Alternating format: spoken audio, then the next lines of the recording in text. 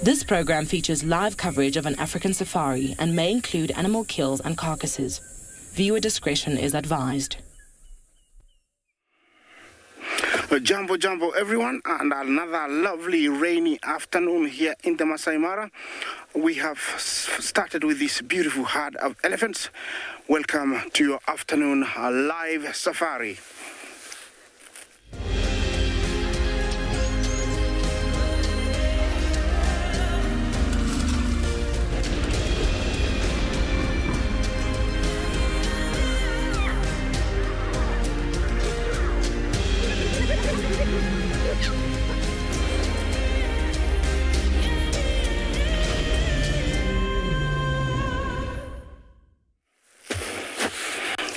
Jambo everyone, and another lovely afternoon.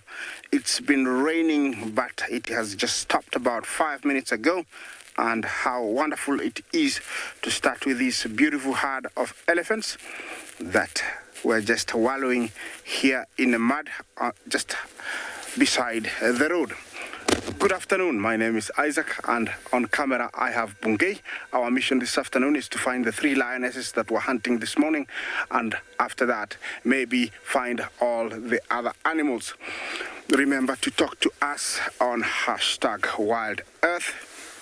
You can also send in your kids' question at kidsquestion@wildearth.tv, also at FC. Also, you can go to our website and send in your question, and our team will sort them out and answer them in real time. The weather this afternoon is around 28 degrees Celsius. It looked like that's what it was, but I think it has dropped a little bit. And I have this beautiful herd of elephants that are coming my way. They've just come from the spa. Remember, elephants love wallowing whenever they can, and if they can every day, they will do it. The color of the soil of their body tells you what kind of soil we have here. We have the clay soil. Okay, got to send a message, got to release some weight over there. That's a female. Yeah, going to the bathroom. There is a very big female to the right. You see her. I think she's carrying a young one. Craig, is it true that elephants never forget? From experience and from things that they do, yes, they don't forget. And it has been experienced apart from their brain capacity, which is evolved to be able to hold such a big amount of data and memory. Also, they have been seen to remember places, and that proves that they don't forget. For example, I live in a place where elephants used to roam freely in the 40s, 50s, 60s, and 70s, but due to farming, they were pushed a little bit. But every couple of years, we do see big bulls come by, and I believe those bulls came to roam there when they were young, so they remember, and I believe they have a very big memory, and so they never forget. That female you see there is very, very pregnant. I have seen a good number of them, and I'm expecting to see lots of young ones. Remember, elephants carry their young ones for over 2 years, and it takes them about 5 years to, drop another one. At birth, the young one is around 120 kilos. The situations here in the Masai Mara has been very, very conducive to these large animals because there has been plenty of water and grazing. Let me take you to another live location.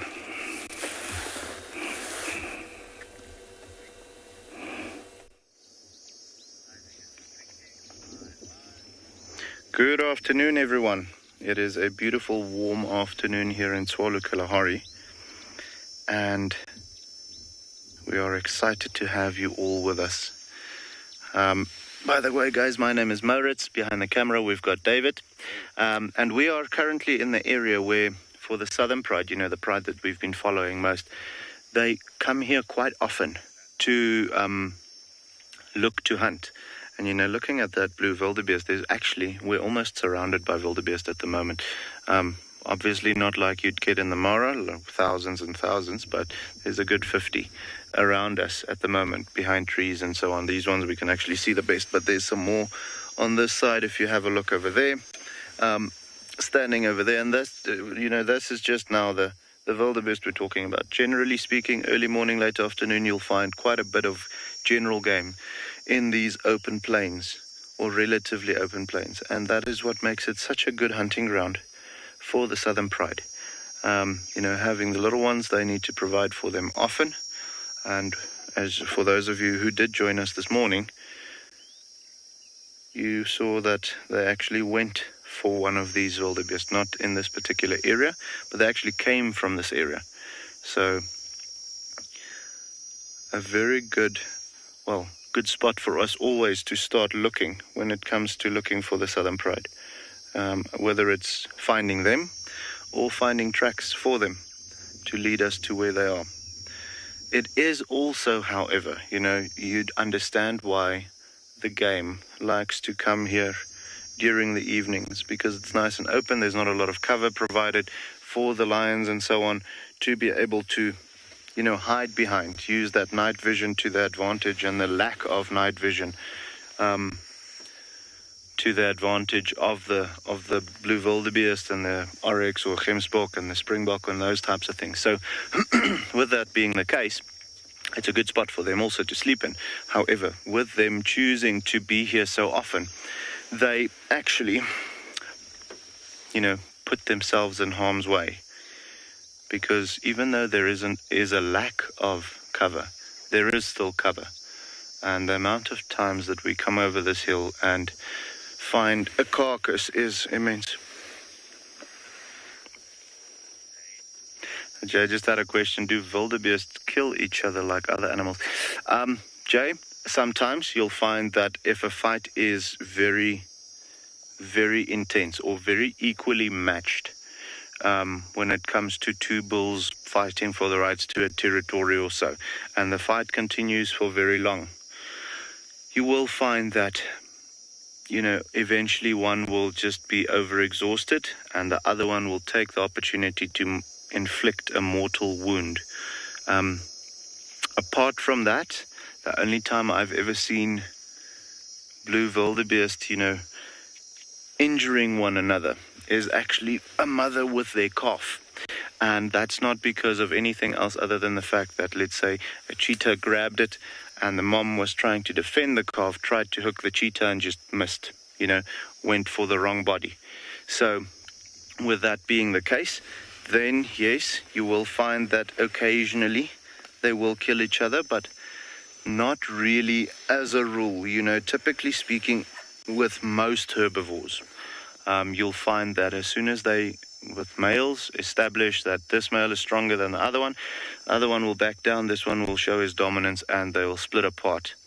For that dominant boy, there's always that element of surprise that he does not want to risk. As soon as they see this guy is stronger, that even the stronger guy will back off after, showing that he is the strongest, because he might continue in that fight for a little longer, and this weaker individual just turns and takes a whack at him and injures him in a way that will be catastrophic for him. So they never, if they can avoid the injury, they do so. A couple of days ago we had two nyalas, not at Tswalu, but I believe it was in Juma, if I'm not mistaken,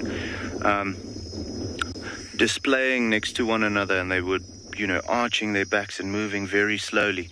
And, for the nyalas, that's quite often the way to determine which one is going to win before they even touch each other. So if they can, they'll avoid any major injuries by, settling the conflict without physical contact.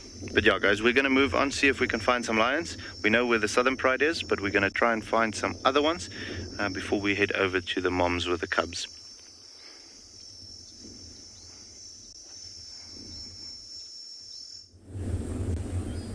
Good afternoon and welcome to this end of the Sunset Cookathon.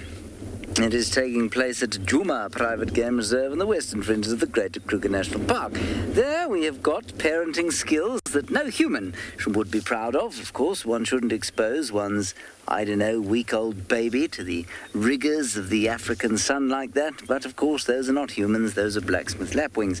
And so, the little ones must feed themselves and enjoy the protection of mum and dad, but not from the sun. My name is James Hendry. That is my winning smile. And on camera today we have got Gerrit Burger. All 140 kilograms of him. There could not really be a greater contrast between my build and Gerrit's build. Right. There was something else of vital importance I had to tell you. Oh, yes. Please send us any questions that you would like to. Now you can use 3 methods. Well, 3 if you're a youngster, 2 if you're an adult. You can use the hashtag Safari Live, hashtag Wild Earth on Twitter. You can use the YouTube chat stream. No, you can't. Yes, no, you can't. No, not yet. And you can also send your questions to kidssquestions@wildearth.tv. And now you may register on our website and send your questions that way. So there you go. It's about 587 degrees Celsius here, which is about 7 billion degrees Fahrenheit. And I imagine that Moritz in the Kalahari is probably experiencing something even greater heat-wise than we are over here. But there's a nice wind breeze blowing through and cooling us. Our plan this afternoon is to sort of trawl about the waterholes and see if we can find any interesting creatures. And by interesting creatures, I mean leopards, largely. That is my goal, as it is most days. But who knows what the wilderness will turn up for us. Trying to see if there's any other interesting bird life here. There is I don't know if you can see it there, Gerrit, it's a water thickney lurking on the edge of the water. 2 of them, 3 of them. A great squadron. You see them there? Here we are. The water thickneys. They've got a lovely call. Always reminds me of happy times in the bush in the evenings.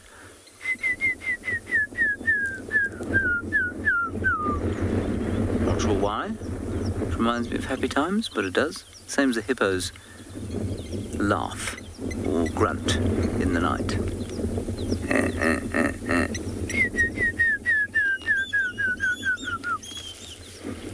Marvellous. And now, as a number of Diederich's cuckoos go D-D-D Diederich, we're going to head on forward.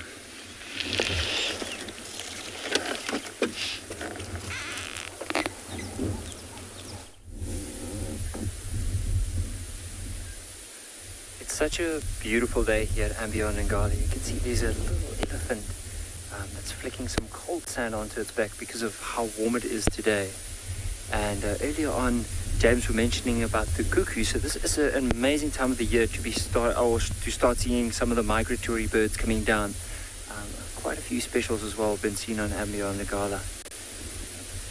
But just for now, how amazing is it being able to just watch elephants? And what they might even do from here is eventually they'll probably start heading down towards some water, which is not too far from us. So just directly behind us, maybe a kilometer from here, there is some water. So I'm Nikki, going to be a ranger for this afternoon, and with me on drive we have Owen. Now these elephants are feeding in quite a dense area at the moment. It might be because of the heat. They've moved into an area where they're nice in the shade. There's a lot of abundance of food, and from here on they'll slowly start heading down towards that water hole that we just came from. They're going to have a drink. But we'll watch them for the next little while and see if they do move into the open, or if they're going to decide to move into the dense area. Just look at this little one picking some sand. Now, earlier on, Mom was digging for some roots, and this little one discovered the nice cool sand, and he's just not being, he hasn't stopped yet, just flicking it onto his back. See, there's a patch of grass as well, just right, see that, where his vertebrae start, like at the end of his, or by the base of his tail, and you follow it all the way up, just to right in the middle, you can see the grass. And also look at how he's flapping his ear now, having that, standing in the shade, having some cool sand on his back, and flapping his ears really helps to cool him down.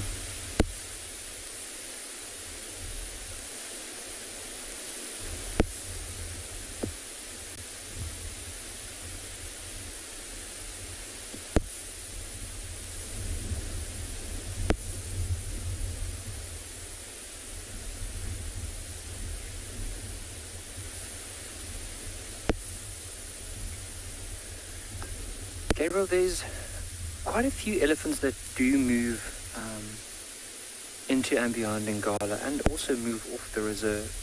So it's hard to determine exactly the number that we do find at any given time on the reserve, because there's no fences around Ambionangala. So because of that, we don't have a set number. However, we are very lucky with our elephant viewing, and especially with some of the more permanent water sources. We do have a lot of the herds coming down to drink, as well as in the riverbed. So we have that dry Timbabati River, and even in very dry times in the year, we might even find that herds of elephants will come down to that riverbed to dig for water. This little one is just having a nice relaxing afternoon. You can see how he's using his trunk, probably just scraping a bit of the soil together and then grabbing it with the end of his trunk and then flicking it onto his back. Also notice the leaves around him. You'll see it's moving. So there is a breeze that is also coming through. Now imagine in the shade, nice breeze, cold sand, ears flapping. And those are just some of the ways that elephants can use in order to keep themselves cool, especially on a warm day like today.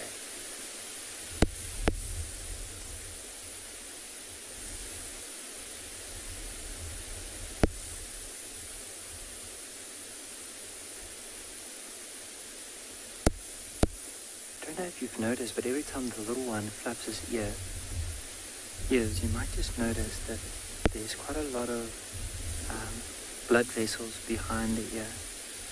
trying to see, I could see it early on with the angle of the sun on him. But that's also another way where an elephant can lose quite a bit of the heat, body heat, by pushing blood through those ears. Because it's so thin, like able to lose quite a bit of heat.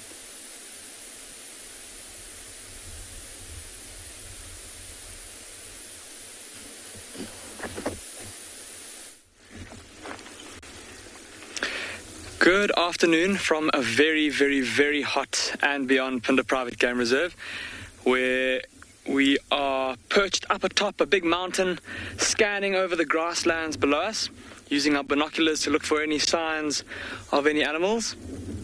It's a beautiful sunny day. My name is Damon, and we've got Craig behind the camera this afternoon. And Craig and I are going to be heading out into the plains to go and explore. There's, like I said, really hot day. We've had good rain, so there's been a couple of little mud wallows that have formed around here. Good chance that there might be things like rhinos and buffaloes coming down to those mud wallows to try and cool off. But there's also that pride of lions that those of you that watched this morning would have seen with Kim this morning. They had killed a young giraffe, and I think before Craig and I go in search of those rhinos, we're going to go see if those lions are around that carcass still.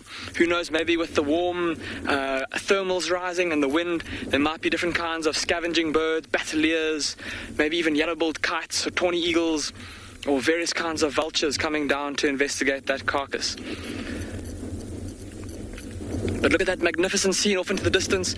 Just using my binoculars and looking into the plains below those mountains there, the Ubombo Mountains, I can see all kinds of animals, impalas and giraffes and wildebeests and warthogs, a couple of herds of buffalo, a herd or two of zebra,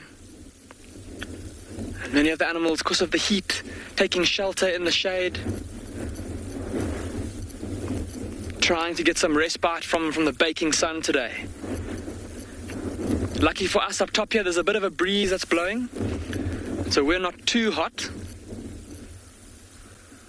But looking at all the animals below us, they all look like they are trying to take shelter from the sun.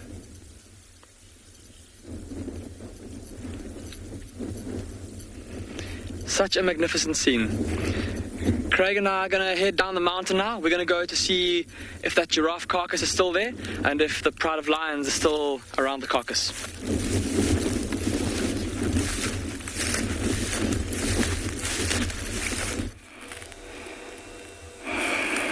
Well, good luck. Here I am, a different area with a beautiful herd or dazzle of zebra dotted here and there. This is on the slopes of the Ololololo escarpment. Olololo, by the way, in Maasai means meandering or zigzagging. So here they've come because it's safe, less predators, and also there is plenty of grass and shrubs that they are feeding on. I'm very surprised to see a few gnu. These ones, I think, have forgotten they are not supposed to be here. When I talk about that, I mean we rarely get to see any wildebeest after the migration, but we have been seeing quite a good number of wildebeest, but most of them have left, and you can see we have about 5 here. I'm not complaining. It is very good because it increases the menu for the predators. So they have a variety to choose from. It's not that I like blood, but this is food for predators. Otherwise, we wouldn't have predators if these animals were not there. So we have to look both sides. The zebras are very busy. See that?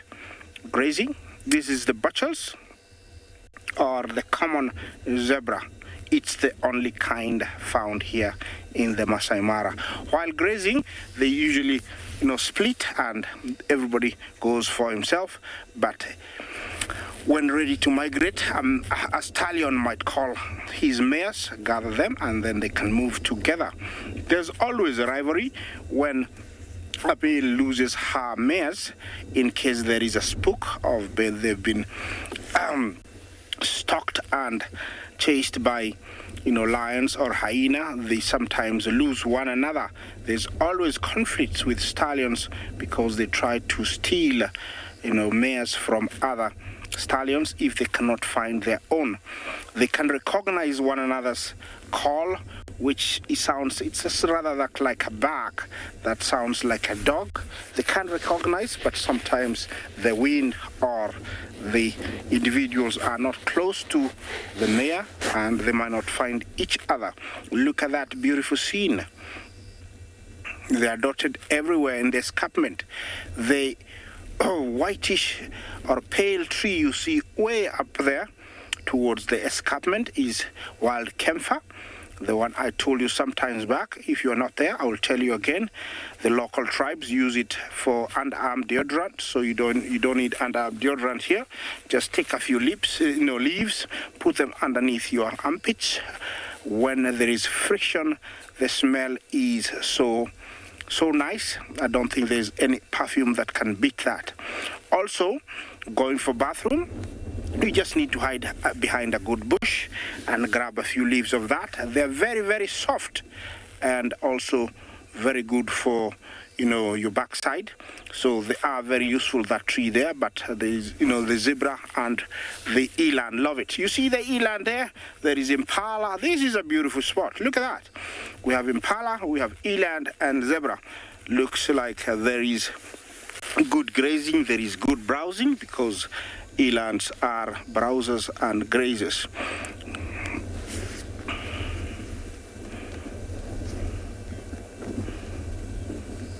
Rosaline, did you ask how hard are zebra hooves? If that's the question, then I don't know how I would compare it. I don't know if I don't think I have anything for you to compare for you, but I can tell you, if you've ever touched the hooves of a horse, a donkey, or a cow, they're very much so. It's keratin, but remember they're all-toed ungulates, so it's just one single one like a horse, and like the cow that is split, it's even-toed. This one is very much like a horse. And the tree you see there, while we're looking at the zebra, it's a gardenia. The flowers also are so fragrant.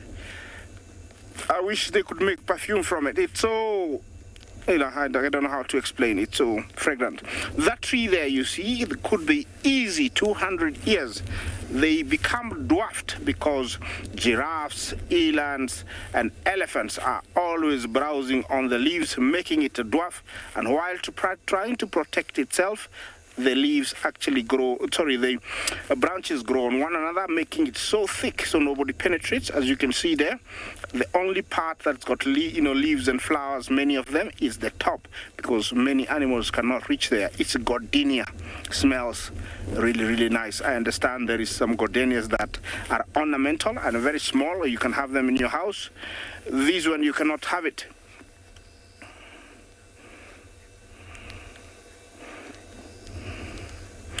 Is that Jai? How many hours do zebras spend eating a day? About 15 to 20 hours. They're constantly eating. They're always on the move or eating. They eat quite a lot.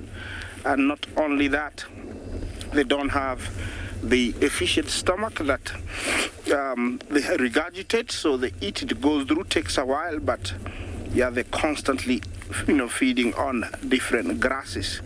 This is such a beautiful sight, and looks like the zebra have got no worry in the world, so it means there is no predators here, and everybody is happy to be grazing. Look at that scene. These zebras sometimes eventually just climb up the escarpment and go towards the human habitated areas. Then early in the morning they come down. They know it is safe up there, but not always, because there are some hyenas that follow them up there, and also lion. Yeah, the beautiful view I see there. So I'm gonna try and move farther, see if we can have a different view of that area there. Because it looks like there is a dry pan there. There could be something lying there or lacking. So I'm gonna get there and see if there's anything. It's been drizzling on and off, but it's so pleasant now. The temperature is dropping, so I'm hoping that the predators we are looking for are going to come out, and maybe we might have a hunt, because most of the cats that I know around this area haven't eaten in a few days.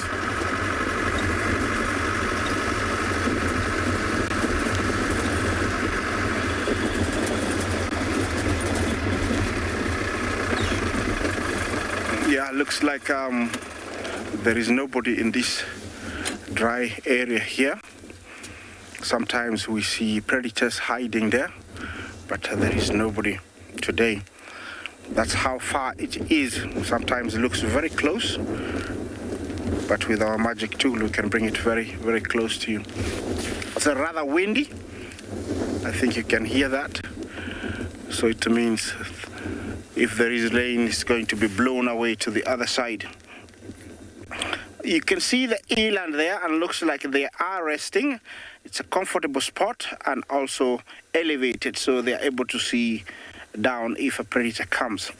I'm gonna move on, see if I can find a cat for you guys. Let's take you to another live location.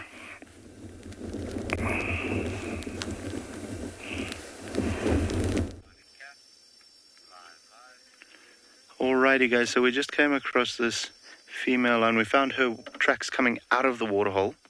Not out of the water physically, but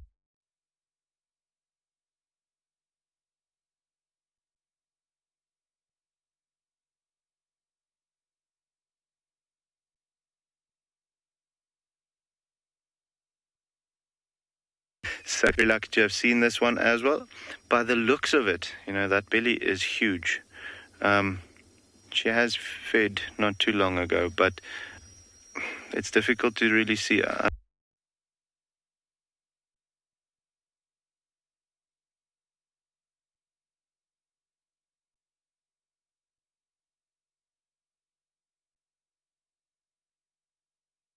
Extra nutrients from her. It's strange to have seen this female operating almost by herself for the past, I want to say, a month. You know, only joining up every now and again with a pride. So there's, I mean, it's possible, especially with that belly looking the way it is. Especially with that belly looking the way it is, it's possible that she might actually be pregnant and is starting to, you know, make nests somewhere. So that she wants to either have, well, yeah, I'm pretty sure she still needs to have cubs. So that is my guess. So hopefully within, let's say, a month. I'm hearing different other lions growling though. I think there might be more lions here, guys. We'll spend some time with her. But as you can see, she's also paying attention to whatever's going on. I think just behind her, you know, on the road that we would have been driving, there's more lions. I can hear growls. Whether it's a couple mating or whatever, we'll go and have a look. But yeah, she is looking in great condition though.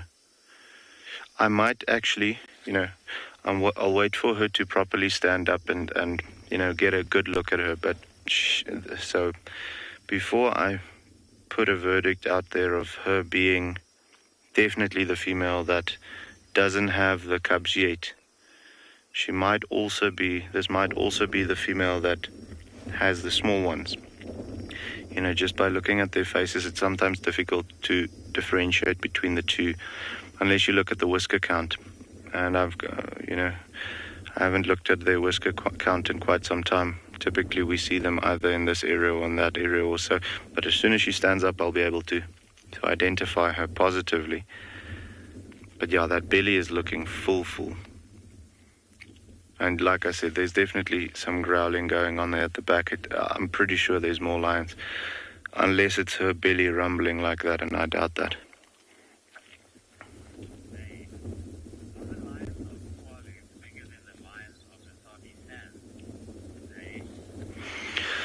So he just had a question, are the lions of Tswalu bigger than the lions of the Sabi Sands? they're supposed to be. You know, you might find particular individuals in the sands that are naturally built as big as the Kalahari lions, but typically speaking, Kalahari lions are larger frame-wise and muscle-wise, just because, you know, natural selection has driven them to that point where they have to have a larger frame, larger feet to be able to operate in the sand, and being in the sand all the time, it's like being in the gym all the time. So muscle-wise, they're just physically larger. So yes, they're supposed to be, just because the environment calls for it. However, I'm not going to exclude the possibility completely of lions in the Sabi Sands or in the Lowveld for that matter, let's say Greater Kruger area, being as big as the Kalahari lions. There might be individuals that has that gene being bigger, but typically speaking, you find the Kalahari lions being heavier as well as larger in frame. And then also the males, they've got those beautiful black manes by default. You know, as soon as the mane starts developing, you can almost already see that grayish black, almost a charcoal color coming through. And then as soon as they mature completely, they will turn black in color. Whereas, you know, Kruger lions or Sabi Sands lion, they turn darker in color as they mature and they get into their prime and also become dominant, but it's more of a chocolatey brown. It's not that pitch black coloration. But I mean, guys, both of those, both the Kalahari lion and the Kruger lions or the Sabi Sands lions, or whichever one you want to call it, special in their own way with their own adaptations, you know. These guys might be built for strength and endurance a little bit more than the lions of Kruger, but those ones are a little bit more, I would say their speed would be higher and their agility will be better and so on. You know, animals out here, the prey animals that they need to catch, are more built for endurance. If you think about something like a gemsbok or a blue wildebeest or a red hartebeest, they're key prey species. Those animals are not necessarily fast turners, but they can run at a great speed for a long distance. So these guys need to be able to do that as well. Whereas animals in the Sabi Sands are more agile animals. So things like impalas, kudus, those types of things, they can turn on a nickel. So those lions need to be able to adapt to that as well. Also, I would say probably a bit more stealthy hunters, the Kruger lions, than what we'd find with these guys. Just because it's thicker, they need to be able to navigate their way to get closer, because otherwise, you know, they might run into a tree after 60 meters because it is so thick over there. Not that they would, but, you know, they'll have to turn out for it, and that would not be great for their chances to be successful in the kill. Whereas over here, it's much more open. I know where she's lying right now, it's not that open, but it is, generally speaking, more open for the animals to be able to operate in. But yeah, guys, as you can see, with it being nice and warm still today, this particular female is out for the count. So relaxing, just enjoying the shade a little bit, and I'm really hoping that it is the female that has the little cubs. And if it is, then I'm hoping that a little later on she might go and show us where they are. That would be great. I desperately want to see them, seeing as that I haven't done so. But yeah, guys, I mean, we've been talking a lot about the paws and all of those things. Have a look at that, you know, right paw that's turned upside down, facing up, of this particular female. Huge, even for a female.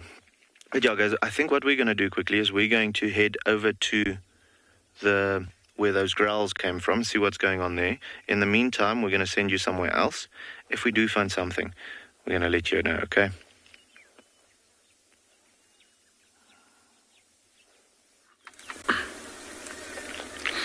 Welcome back to Ambient Pinda. Craig and I have managed to find that giraffe carcass again. It's still in the same place as where you would have left it this morning with Kim, and still relatively concealed by this big, looks like maybe a balloon thorn that's covering it. And have a look at all those flies that are now buzzing around inside the body cavity of this young giraffe. And I apologize if you are squeamish, now would be a good time, or if you are sensitive, now would be a good time to look away. But look at how these lions have eaten away the ribcage and eaten away the inside of this giraffe. Having a look through my binoculars, it looks like they might have even eaten some of the rump as well. The end of the giraffe. But still a good amount of meat. Look at how much the meat there still is on the thigh and on the shoulder of that giraffe. Of course, there's still meat along the back. I know it's quite gross. I'm going to keep quiet for a second just because the amount of flies buzzing around there is insane. You can actually hear them buzzing. I'm just going to keep quiet for a sec.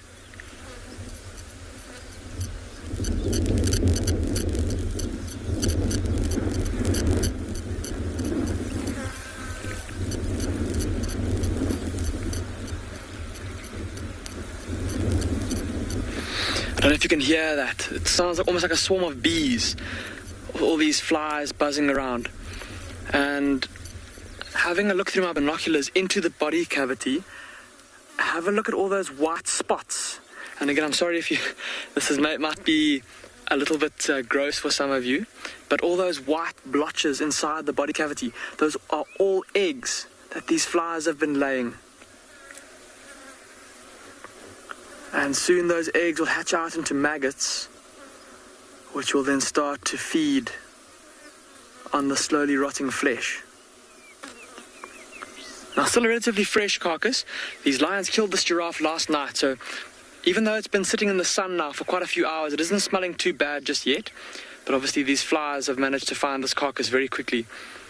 And in the heat, I imagine that the meat's going to probably already be decaying slowly. But definitely giving off enough of a smell to attract the flies.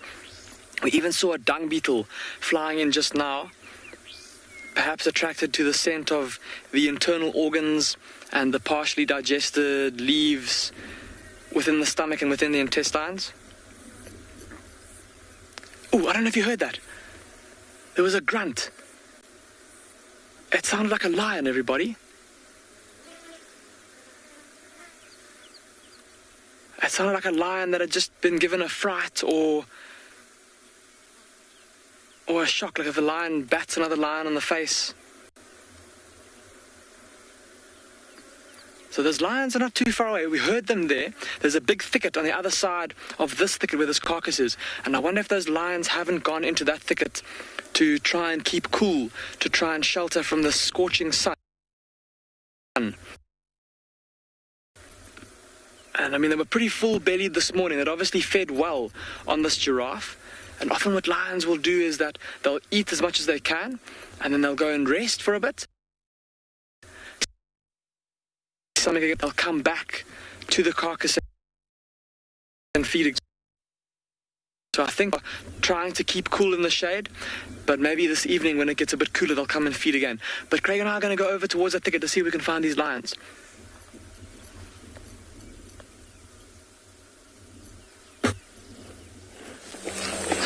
Good afternoon, everyone, and welcome to I don't even know. I don't have the words to describe the heat this afternoon. It's incredibly hot, and I wish I could do what these spur fowls are doing. See, the heat's going to my brain already and frying it, but they are hiding in the shade, and unfortunately, we are exposed out here under the sun. My name is Lauren. I do have Niels on camera, and I think it's about 35 degrees Celsius, 95 degrees Fahrenheit, but it feels much hotter. And good news is that I am on Buffelshoek, which is very, very exciting. I'm traversing new territories now. So we haven't been lucky so far. I imagine all the animals are seeking shade, but I think if we do a dam check, very, very soon we're going to be able to see animals come to drink, whether it's antelope, whether it's a predator, whether it's buffalo, or whether it's elephants. With a heat like this, the dams are definitely the luckiest place to go. wasn't, hold on, I'm going to get my binos out. I was originally looking at the Swainston's. I think the Swainston's is on the left, Niels, in the shade. That's the bird that we were originally looking at, the Swainston's spurfowl. And the reason I wanted to talk about this one was because of its bright red blusher. It looks like a child who's found mum's makeup and gone a little bit too heavy on the old blusher. Bright red face, and of course the spurfowls are very closely related to many of our ground birds, especially the Franklins, and they have that spur on the back of the legs.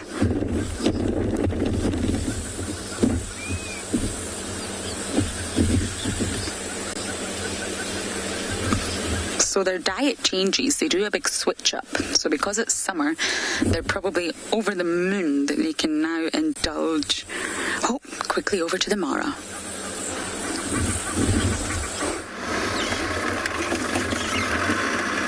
Hey guys, I just came across something very interesting here.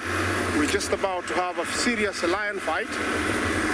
There's 3 lions. I don't know where they've come from, but looks like they are going to fight right now.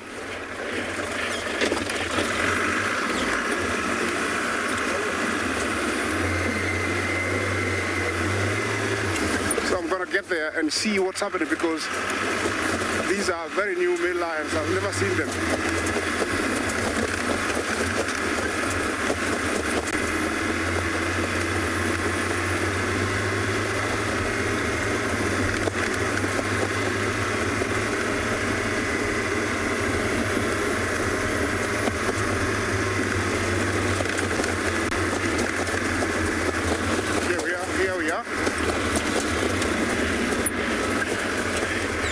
Okay, here we are. These are the two lions, and 1 lion is a new one. So they've slightly injured him. He's the last one, but 2 lionesses have run away, and 1 is pursuing them, the big male. This young male is checking on. Okay, sorry, you can see that male there. He's running after 2 lionesses that have run that way. I don't know where he is from. This male, he just appeared. I was just driving, and there was a pursuit, and he's going after 2 lionesses, while this young male is guarding this 1 male here. Looks like it's going not very well for this old guy here. The one to the left, I think you can see that is Fang, or Blondie we call him. That is Fang, confirmed, and he is being submissive. You can tell he's going down. He's not very well. The other male is coming, so it can be very, very rough for him. I don't know, this young male, is he Olalashe? Let me look clearly. And is that Olalashe running away there? He's trying to find those lionesses that have escaped from him. You can see how, determined he is up there, trying to locate these lionesses that have run away from him. Can you hear him roaring?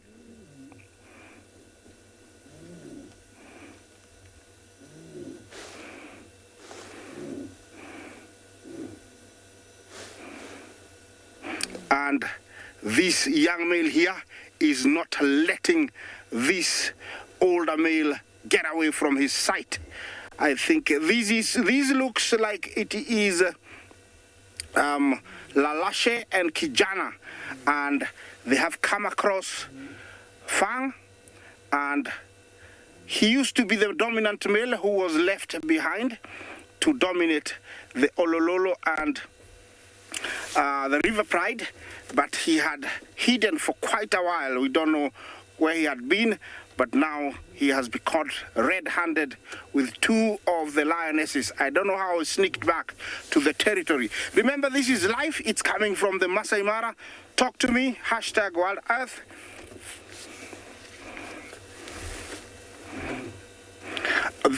Natalie, thank you for your question. Will they hurt or kill each other? They will kill each other.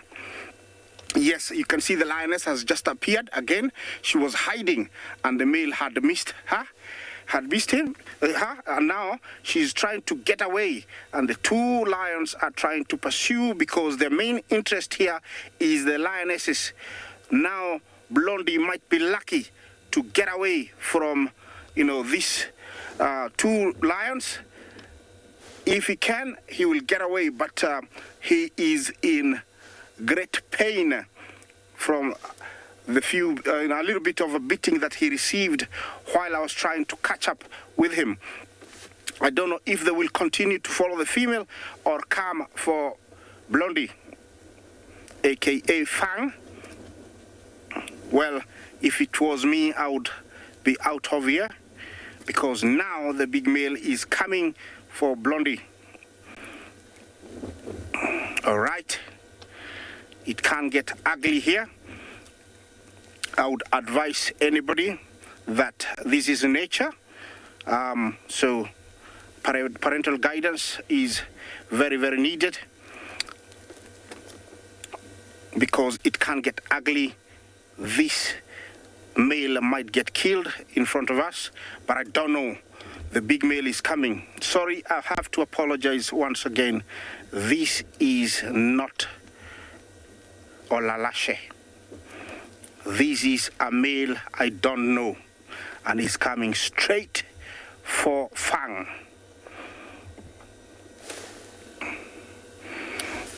He's coming for him for territorial bouts. A lion kill each other. You can tell that Fang is being submissive.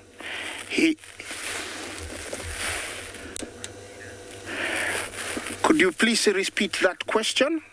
I didn't hear it.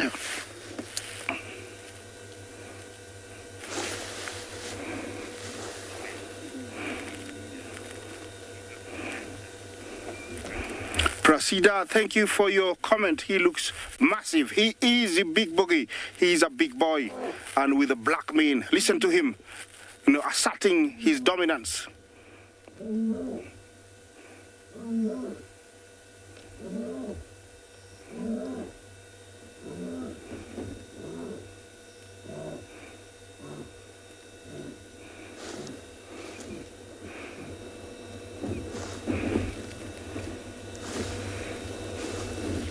Well, there is a bit of confusion. The males want the females. That is their main interest. But they still want to, to tell Fang that he's not allowed here. Him sitting down and being submissive is really, really aiding and assisting him not being, ripped into pieces. Look at that, that big male is just mad. He's angry. He just wants those lionesses.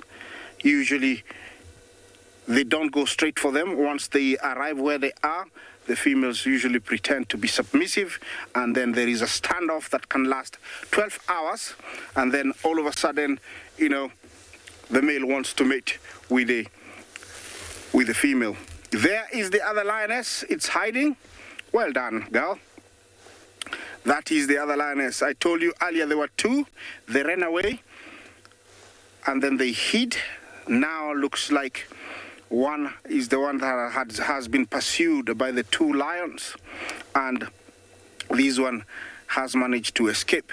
Fang is catching up with them slowly.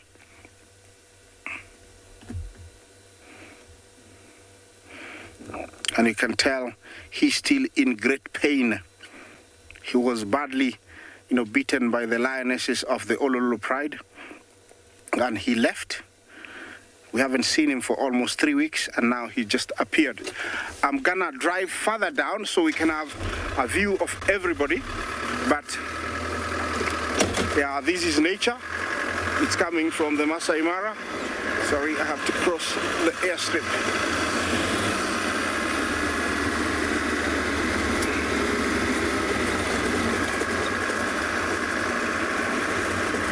I don't know if I can see them from here, but I have a better view of the whole area.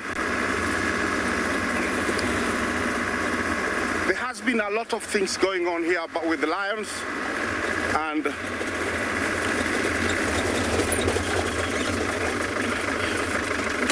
Alejandro, Jumbo are the two males in a coalition, definitely, because they are not fighting one another. They are actually fighting the lone male and the females. So definitely they are in a coalition. And it's rather interesting. I'll be waiting to hear from my gurus who knows these lions, the lion, the Mara Predator program, to tell me which males they are. Looks like he has gotten a sniff or a sight of the lone lioness that ran away, and so he's going after her. I don't know how far he's gonna go. Right now he's either using sight or smell. Yeah, he's still going. I don't see the lone lioness. The only thing that could save her now is to cross the river, which is infested with, crocodiles. If she manages, she will get away because the scent will be lost. Look at him go. This gives you an idea. When we say lions can be very active, look at this. This is a male trying to assert dominance, trying to say, I want this territory. And already I think it knew whoever owned this territory was weak, so it came in full force. What's happening here, Bungay? Yeah, the young male is coming to check on Fang. Sorry, thank you very much. You're seeing how things run here sometimes.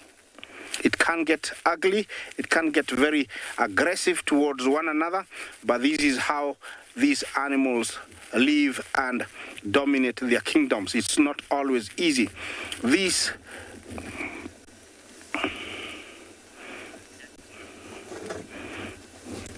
Debbie, thank you for your question. Why are those antelopes running away? I know they should be gone away, but they can see that there is no interest in them. The lions are interested in themselves, and so they can see that, and so they are not worried. Also, they are keeping a safety distance. Might look like it's very close, but it's a safety distance. It hasn't been broken, so in case the lion turn, they can always get away as quickly as possible. What you see here is they have learned that Fang is not strong and he's not going to put up a fight, and so they're keeping him for later, and they're coming to check on him every now and then. You will see the young male will raise his head and start twitching his tail. You see that? That is, I'm still with you, I can see you, and I'm coming for you. But you can see Fang is putting his head down. He is being submissive, but I don't know if it will work. Yeah, raising of the head. Yeah, that's a biggie. That's a big boy.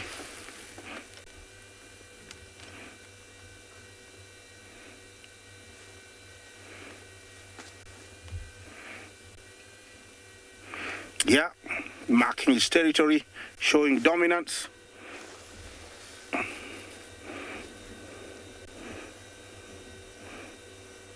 I don't think, it will start now. The biting and the clawing. He might wait for the other big male to come. You can tell that Fang doesn't want to face away.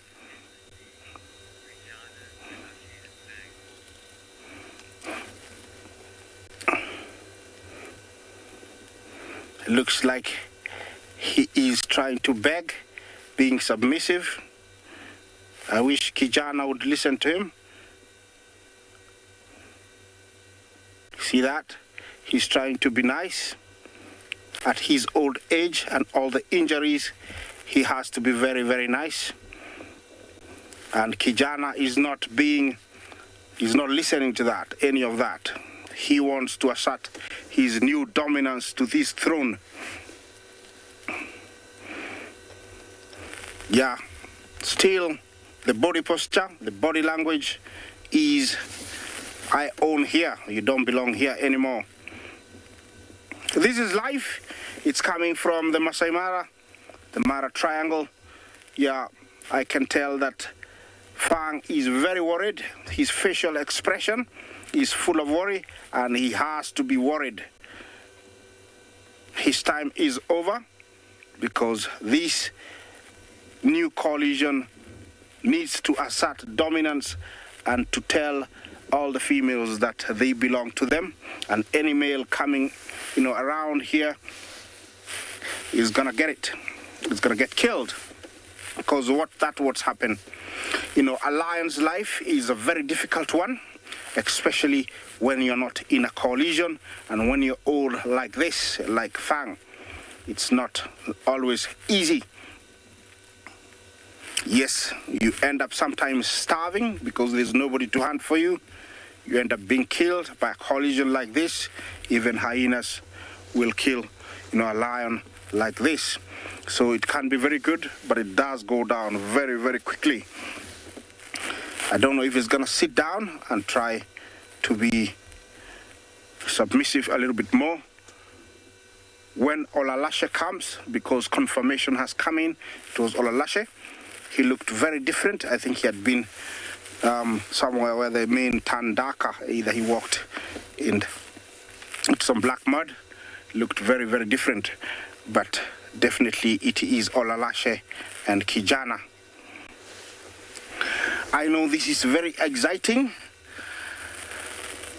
but let's take you to another live location.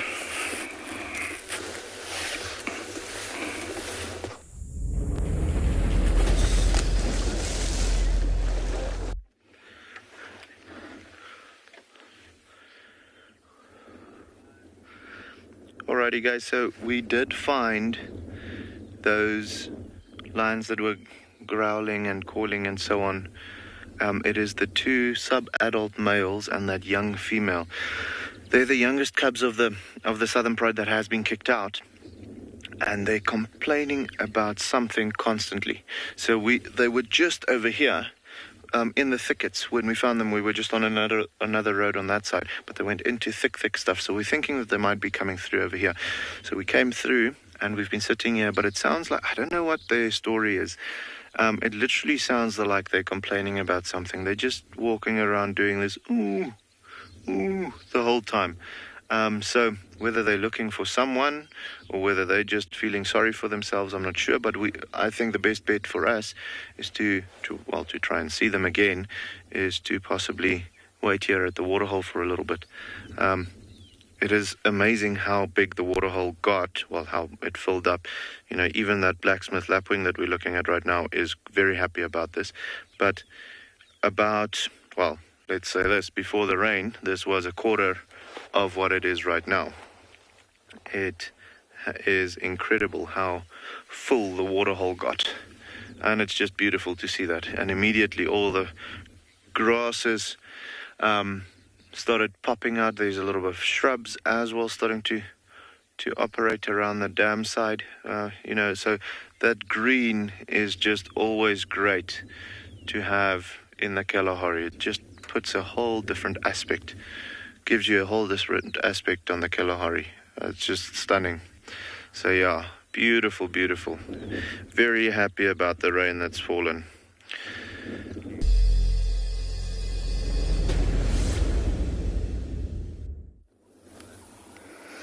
Allow me to introduce Inyala Dam, a new dam for us up in Buffelshoek. And we've just been admiring, the dam itself and, of course, the hippopotamus. Our truly amphibious ungulate, who lives a sort of two different life phases in the water during the day, all day, and then terrestrial on land at night. Now, I slathered myself in sun cream today, hoping that at least it affords me some protection from the sun. But hippos, they have their own way of doing this, and it is just remarkable because they have such unique skin. Now, when you look at them, there's a big layer of fat on their body, and it looks fat. And this gives us the illusion that the skin is very, very thick. Now, that's completely wrong. They have a fine epidermis, and it means that their skin is extremely sensitive to dehydration, and it can easily dry out and then begin to crack. So it's really bad news for a hippo when they're exposed to the sun too much. And obviously the water here is allowing them some relief. Now, it's said to be up to 7 times more sensitive to the sun than other mammals. They are a mammal, of course, at the end of the day, although sometimes I like to think they're fish. And that's why they are in the water, along with many other reasons. So when they're exposed to the sun and not in the water, there's a really viscous, oily fluid that's released, and it appears red, and that's why sometimes hippos look really bizarrely red in different patches. Could may even be confused as blood for a distance, and it's from a mucus gland. That's Aubrey. It can be confused as a mucus gland. No, sorry, it is a mucus gland that secretes the red fluid. And this is called hipposudoric acid. And it basically acts as a sunscreen. So it protects the skin. This oily fluid all over the body helps to keep in moisture, avoid dehydration. And it's apparently also got lots of antibiotic and antibacterial properties as well. So it's a fascinating substance. And it's actually made up of 2 pigments. There's a red pigment, which I just mentioned. That's the hipposudoric acid, but there's another pigment, and it's actually orange in color, and it's called norhipposudoric acid. So these 2 sort of acids come together and they polymerize, and that's why it eventually looks red on the hippo's skin. And it's, I believe, if I'm not wrong, both act as sun cream, but it's the red pigment that actually acts as a good antibiotic. So how good would it be to be a hippo right now?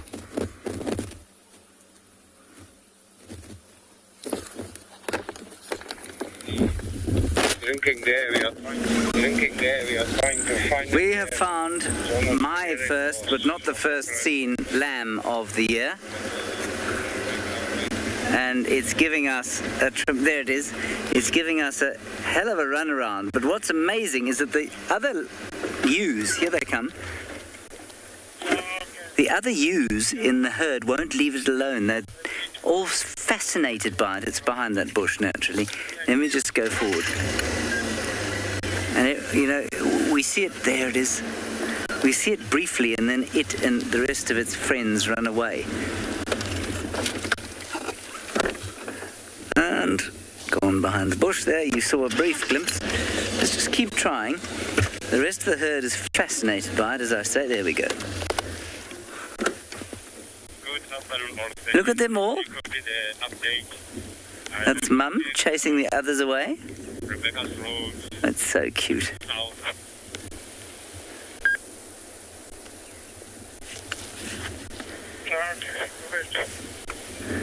Look at them. That's so sweet. So I don't know if we've got one on camera yet this year, but I know that Abel from Buffelshoek spotted the very first one a few days ago. Well, the very first one seen by human beings, might not necessarily be the first one.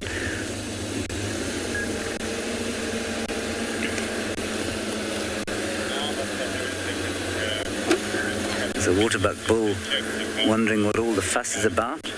And you can actually now tell where the little lamb is just by watching the ewes and watching where they're facing their attention. It must be yeah, there it is. Is that a ram having a look at it? Yes, giving it a little bit of a horn. So it must be a bit bewildering being the first one in the herd, I imagine. Oh, that's too cute. And look how fascinated everyone else is. Most of them, of course, will have their own babies fairly soon.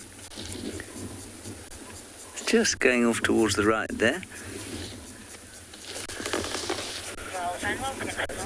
Well, yes, Linda, it is very precious.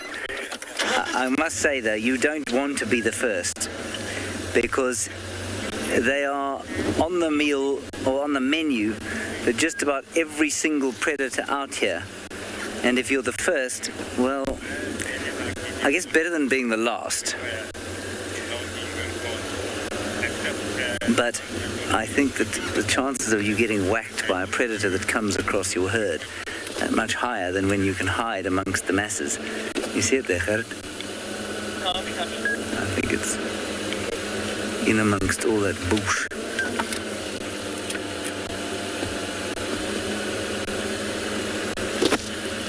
Well, that's cool. Given how little we've seen today in the blinding heat.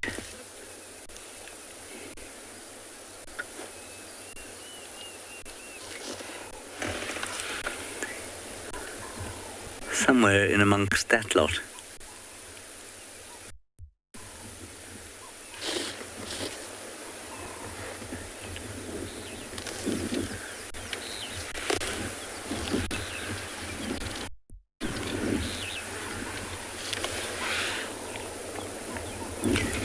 Now, of course, you're going to see lots and lots of those in the coming weeks. And what starts as a trickle will eventually become a flood.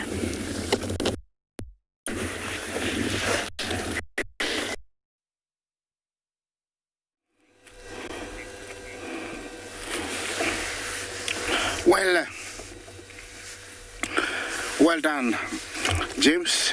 I remember you know, everybody saying that they are looking forward to whoever will see the first lamb.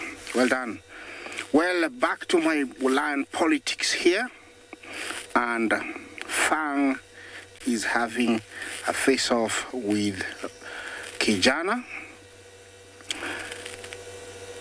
In September, Fang was badly mauled and injured by these two boys, and he has been recuperating privately by himself, and I think he thought he was doing very well.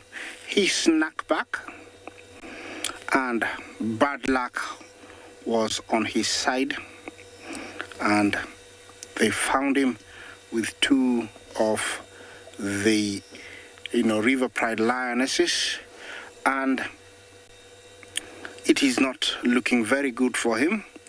The one thing that is helping him really much is he's being submissive, and he could be wanting to join the coalition, and that's why he's not being very aggressive or trying to fight. I hope they can agree to that, but Olalashe, I think, is going to be the inciter or the decider to if they are going to allow him to be here. You can tell Fang is very worried. He's looking in all directions because he doesn't know where Olalashe will appear. It's like waiting for a ghost, and your heart is pounding because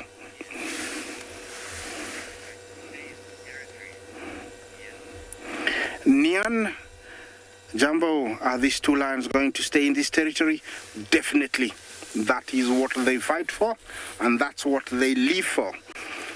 Here, to own a piece of territory, you have to be strong, intimidating, and be able to show that wherever there is a male appearing. So, Neil, that is what is going to do. They're going to stay here. Well, in lion language, that is still very serious, what they're doing there, because they would be on their bellies, but it does sometimes look like nothing is happening, but there is a lot of tension there. There is a lot of tension. I had seen Olalashe coming from a distance, but I lost him.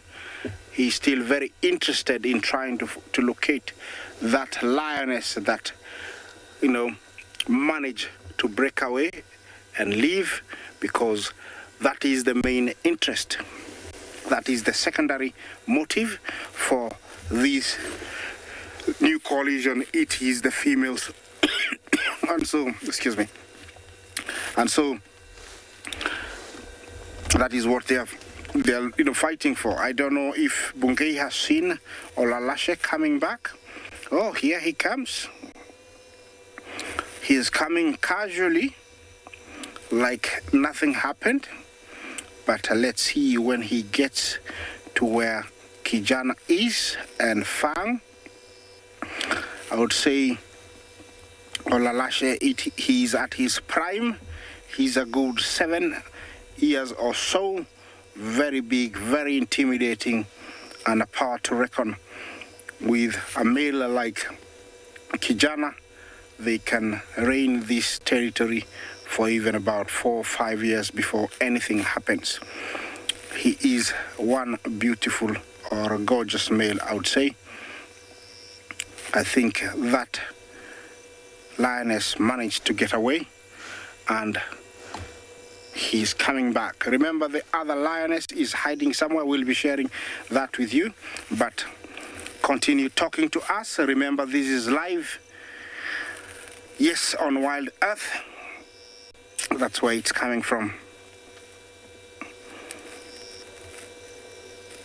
When he arrives here, his demeanor, his body language is going to change immediately. You will note that. He's very far from us, and he knows that he has gotten close to where everything started, so he's gonna cross over to where everything did, mark his territory, tell whoever thinks that he can take over this area that he owns it, they own it. You can start telling that the body language is starting to change. Every now and then he'll put his nose down, try to pick up if the lioness came back this way. Look at him. Wow. Beautiful. Yes. He knows he's very close. It's a matter of pinpointing exactly where, everything is. I don't know what he has spotted.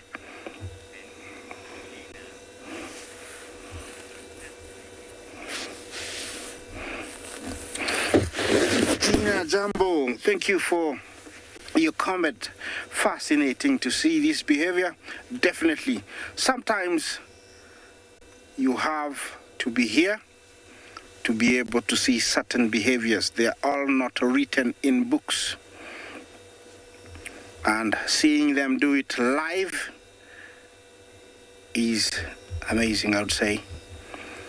Yeah, I think he knows he has reached the area that everything happened. He has spotted, everything. Look at that body posture. Everything has changed. Look at him. Wow. Yes, eyes focused, mane almost erect. He knows that he is the one who's going to decide if they're going to take in Fang or not. That is not a very good look. I would be very scared. Look at that. Anything can happen. Olalashe is a big, massive male. Look at him.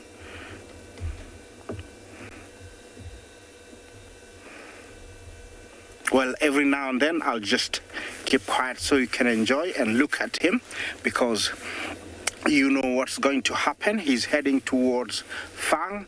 When he gets there, I don't know. Let's just wait. But usually it is not very good at all. Already he has located him. He has read his body language, so he has relaxed a little bit. He was very aggressive to start with, the behavior that he portrayed, but now he knows that I think he's being submissive, so he has relaxed and moving in closer, very close now. I don't know what's gonna happen. When he gets close, you're gonna see that posture again where he's gonna raise his head, pretend like to surround him, and twitch his tail every now and then. Okay, let's see what's going to happen here. They're almost in the same frame now. Yes, and Fang, you can tell, is being very submissive, lying low.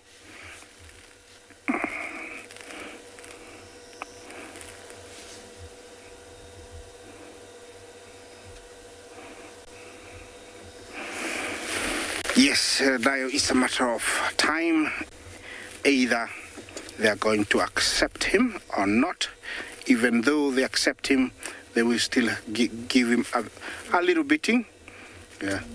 Yes, listen to that.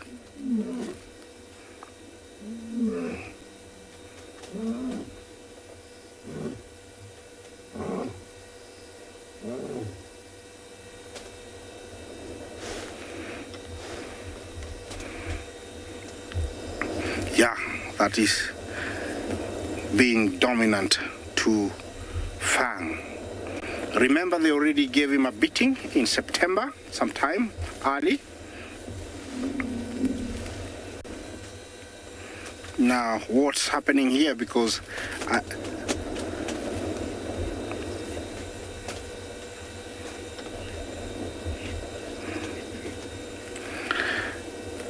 Jumbo Shikla Elementary School. How old are these lions? The one to the left, Olalashe, about 7 years. Kijana, approximately 5. And Fang, I would give him a good 10, 11 years. Yeah, they are surrounding him. Yeah, doesn't look good. You can tell he's much older, but he's not trying to defend himself. He's trying to be submissive. But I cannot say anything. They are to decide if they want him or not.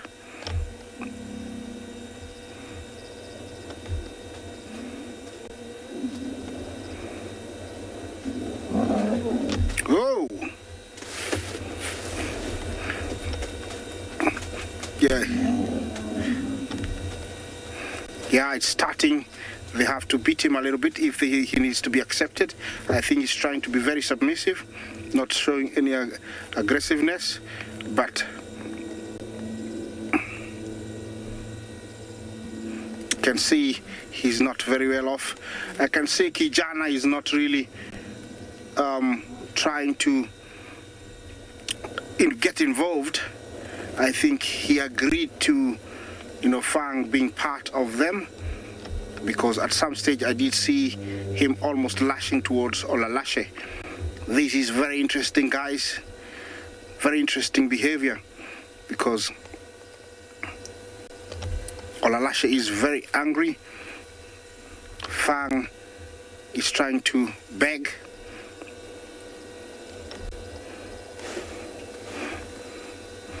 I don't know what's happening here. I don't know what's going to happen next minute.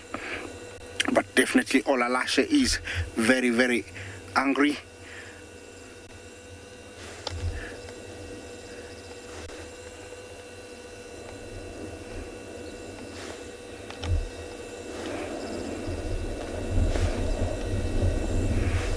They have left Fang alone now. Remember, it's not over. These are just warming up. There will be a serious fight, definitely. Oh, look at that behavior that Olalashe just portrayed. He laid down flat, rolled over. I must say that it is really helping, for Fang not to try and defend himself. He's just trying to be submissive, and looks like it might work for him.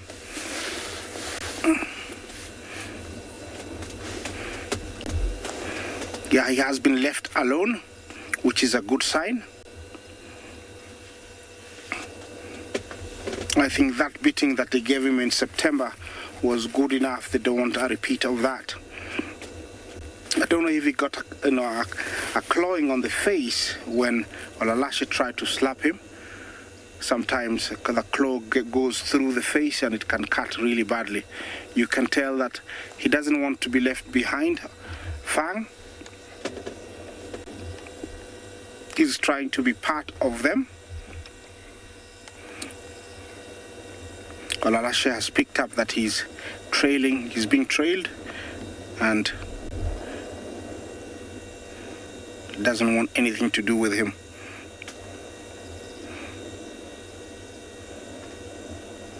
Interesting, look at this. Looks like they might accept him. That would be amazing.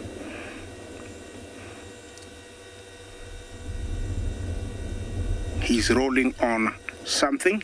Sometimes when they come across a rhino or elephant dung, they will roll to embed that smell of the elephant and rhino. So when hunting, they can actually be able to stalk prey without being detected, because there will be only the smell of those animals. Did this young male find the lioness? Looks like he's heading somewhere. That's the area where the lioness was. Is it there? I don't know. We'll see if it pops up. He's picked up the scent. Definitely.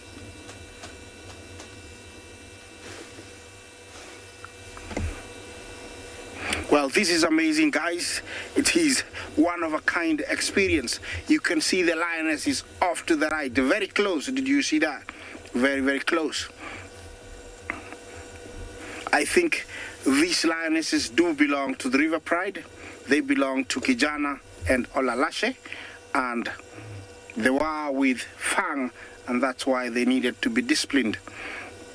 You can see this lioness close to Kijana is not very afraid, but let's see when Olalashe sees her, if the behavior is going to be different. Look at her, she's trying to lie low as much as possible, not to be seen. Actually, I don't know if Kijana has seen the lioness, but he does detect that there is a girl nearby. Look at how she lies down. Yeah, very afraid. She should be afraid. They are big lions, Olalashe and Kijana. The Toppies have gone back to their business. They have seen that there is lion politics going on, and so they're not very worried.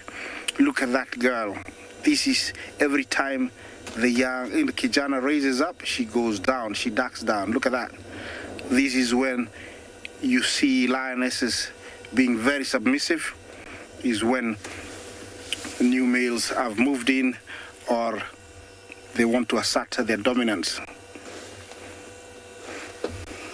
Very interesting.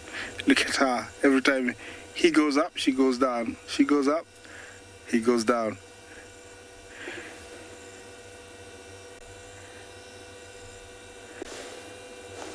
Yeah, everything, the tension has sort of eased down a little bit. Now, looks like being submissive for Fang has really paid off. I cannot say it is over. It is sometimes very hard to tell everything in a lion's mind, and so I cannot confirm.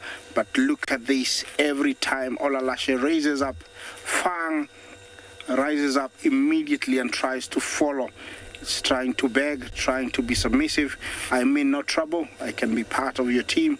He needs some good, lions right now to be able to continue with a good life. Yeah, you can tell the body language of Olalashe. He's still not happy. Normally they have their head down when they're happy. They're moving closer to Kijana, and Kijana, I don't know if he has spotted the lioness.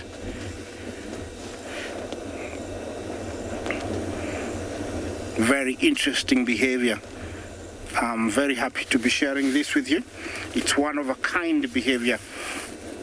When lions reach an old age and new ones take over, you have no choice. And what Fang is doing is the real deal for him. He needs good, strong partners and coalition. If they do,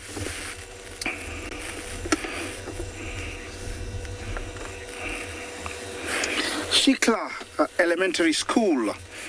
Jumbo, how thick is their farm? The mane differs from one male lion to another. It can be up to around, about 7 centimeters, really long. Others can be up to 10 centimeters, even a foot. It can be, depends on the lion and the gene of the family. But at the back, it's quite rough. It's like a dog, a dog with no really long fur or hair at the back there, from the tail, the back, but the mane is very, thick, can be very thick. It actually helps in cushioning the neck during fighting. You saw that. So it works really well. Also, it is intimidating from a distance when you look at a lion with that mane. That lioness, I must say, she has done a very good job of hiding. Just where they are, she's hiding. I don't know if they went past her. Is she there? She might not manage to get away. I think she's somewhere there. They might, she might manage to hide from those three male lions.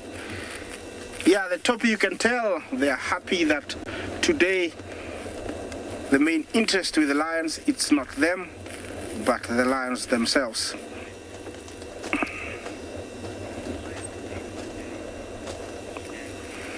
Finak, Jambo, these lions made my day. Thank you for your comment. They also made my day, I promise you. It's always nice to see something different, and this was totally out of what I thought I would see. Thank you, Finak. Look at Fang, full of fear in the face. Don't know what tomorrow will be like, but it's so beautiful to see them like this. I think I will change position so we can see them from the front. Just hold on there. But this is very, very interesting. I don't know if they're going to find that lioness, but she's not very far from them. They might pick up her scent, and if they do, then they're going to go directly towards her. Okay, I'm going to turn here. Okay.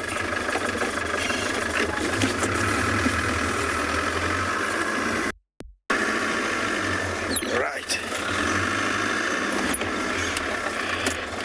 All right, there's a better angle from here to see this politics going on here. Well, there's no that tension that was there earlier on. Everything seems to have relaxed, but like I said, it is not finished. It is not done. I think when that lioness is found, the tension might go up again very fast and very quickly. Actually, is she just behind that male lion? Do you see that to the left? I think she's just there. If you look behind Olalashe, like 6 feet, you see a head. I hope you see that. That's where she's hiding in plain sight. She might get tired and just show herself, or one of the lions might see her. But she's doing really, really well. You can tell Olalashe is still very interested in locating the other lioness, wondering where it went. I think Fang has seen the lioness because he's facing in that direction. That's very cool. Look at that. Yeah, he's just hiding in plain sight. Yeah, where we are at the edge of both Olololo and River Pride territory. Where I am, it's almost to my right is Olololo, to the left is River Pride, and then they cut the middle of the conservancy all the way to a place we call Shieni, and Olololo takes the right and River Pride the left. And this is the end of the conservancy. Sorry to ignore the elephants, but yeah, they are there enjoying what they do best, eating as much as possible. I'm waiting to see what that lioness behind there is gonna, do.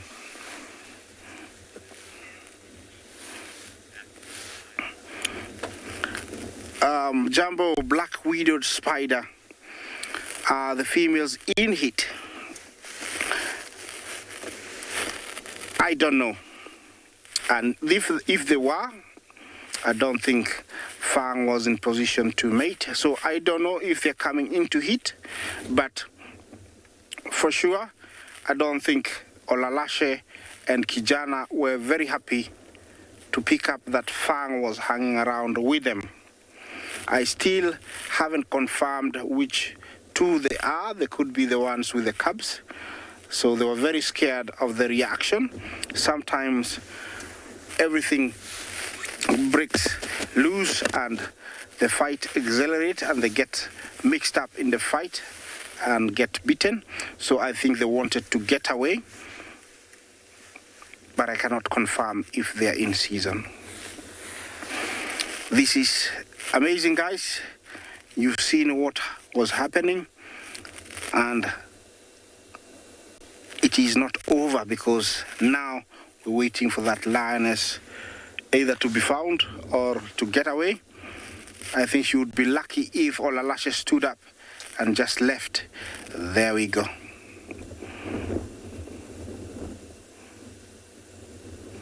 The problem is if he picks up the scent, because sometimes they'll backtrack where they were, pick up the scent and start following again. It looks like he's leaving the area, and Fang must catch up if he wants to be part of them. Now he might be torn in between staying behind because he knows that he's got the female, or following Olalashe. Is he gonna stop where the lioness is? Please don't give her away. Anyway, look at him. This is a lion's life. When they get old, it can be very rough. It can be very sad for them when they're old. I think the lioness has managed to be, to be the Houdini of this hour. She has hidden, and looks like Olalashe has agreed for Fang to be part of them as long as he can catch up. I'm sure he will face a few other battles and beatings before he's fully accepted, especially if there is a female that comes into season close to him, or if there is a kill that is not enough, he will definitely face it.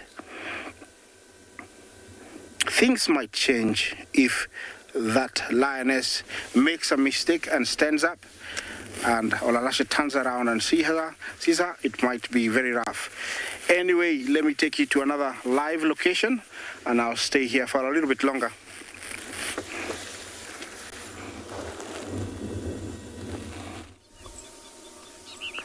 What an incredible scene that must be, those male lions fighting like that. Absolutely unbelievable. Craig and I managed to find that pride of lions that we could hear grunting. They're lying in the shade quite close to that giraffe carcass, and I think that for now we'll leave them be and we'll come back maybe a bit later once it's cooled off, maybe when they start to come out and feed again. So as we said we'd do, we've carried on out into the grasslands, heading towards some of the more prominent water sources, and have a look at these two white rhinos that Craig and I have found.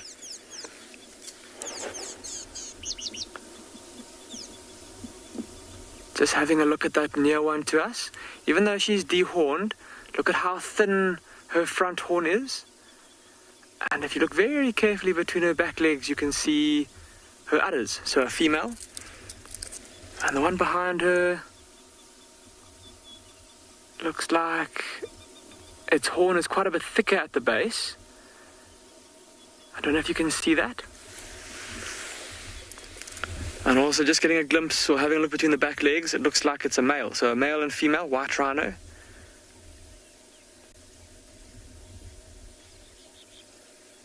And he doesn't look, I haven't had a good look at him just yet, but he doesn't look particularly big.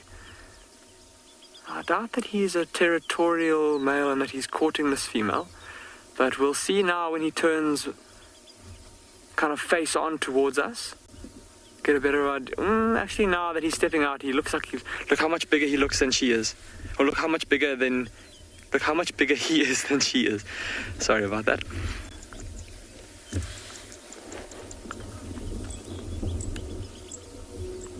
And look at that lovely... Ooh, look at him. Shame, he's got 2 oxpeckers, one on either side of that second horn. And it looks like they're really getting on his nerves. Did you see how he dropped his head and tried to shake them off? There's still one that's busy clambering around on that second horn, up onto his ear now. And running up his back. Look at the rhino on the right now. She's got 2 oxpeckers on her head. Let's see how long she tolerates them there for. And see how the oxpeckers target the softer parts of the rhinos. The skin around the ears, around the eyes, under the belly, between the legs. All the softer parts of the skin where there will be more likely to be ticks. Of course, ticks being pretty small animals, needing to have the, preferably thinnest skin possible to bite through, and skin that's got blood as close to the surface as possible for them to feed. So they'll often sit along those softer patches, like around the face, around the eyes, and the insides of the legs. Ooh, if you look very carefully, now that the sun's come out, look at the rhino on the left, everybody. Have a look along his flanks. You might just be able to make out thousands and thousands of little black dots. Remember we saw all of those flies on that giraffe carcass earlier? It's, again, the same thing here. Just hundreds and hundreds of flies all stuck to the side of that rhino. Maybe after some moisture. Look, now that they're gleaming in the sunlight, my goodness, he's covered in them. Look at the Egyptian geese flew past and he got a fright. Did you see how he turned around quickly? Obviously that sudden movement, those bright white wing panels of the geese. Just a sudden movement and a sudden kind of flash of colour just gave him a bit of a fright. Roger, you're asking an interesting question. You're asking why these are called white rhinos when they are the same color as black rhinos. And you're very correct in saying that, Roger. Yes, they are the same color as black rhinos. They're normally like a grayish color, but then they'll take on the color of whatever color the mud is around them. So like these rhinos being a bit reddish-brown from having rolled in the reddish-brown mud. And where it is thought to, where the name is thought to have come from, Roger, is that back when the Dutch settlers and the English settlers were in the Cape, the Dutch settlers had named this particular rhino something along the lines of a wyd-lip rhinoster, which basically means a wide-lipped rhino. That word wyd meaning wide, which the English apparently took to mean white. And so they started to call them white rhinos, and by default the other species of rhino, the hook-lipped rhino, became the black rhino. There's also a story that I've heard, there's a bit of I think it's a speculation though, it's just something interesting that I read.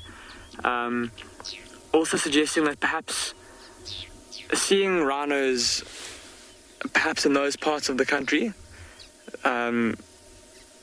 there's often very light coloured soil there, and there was a suggestion that maybe the first white rhinos that were seen had been rolling around in white soil or very pale soil and had appeared to be a very pale colour. Like in parts of the more arid parts of South Africa, you often get this very light coloured clay. And if rhinos go and roll around in it, they can often look white.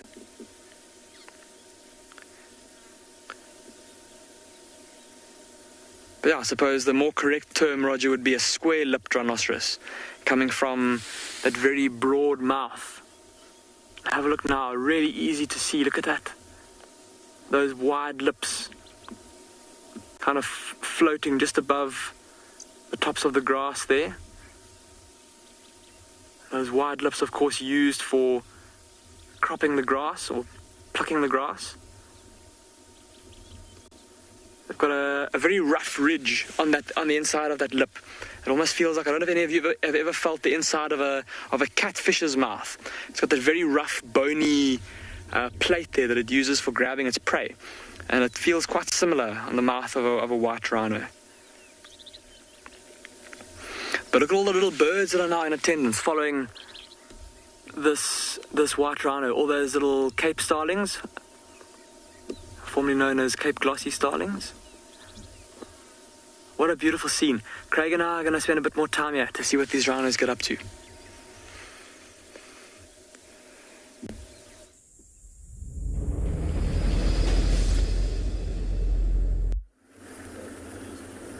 Where? So we back here at Ambion and Gala, and the plans for this afternoon. So earlier on it was quite nice and warm, so we spent some time around the elephants near the water. And from here on, we're going to go to vast open areas and hopefully be looking out for possibly cheetah or even wild dogs. Now, if we do move into the open areas, so wildebeest, zebra, maybe even jackal, impala, warthogs. So those are a few of the common animals we could be looking out for, which will be quite exciting. Also, maybe a bird of prey, like let's say a snake eagle, possibly even a harrier hawk somewhere perched up onto a dead branch, maybe even some vultures.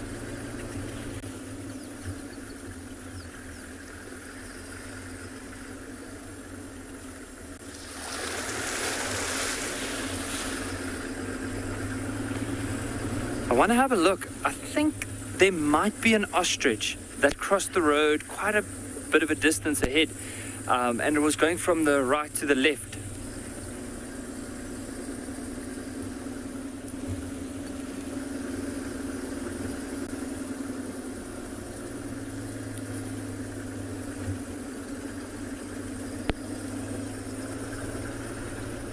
So we're not too far from where we saw this ostrich.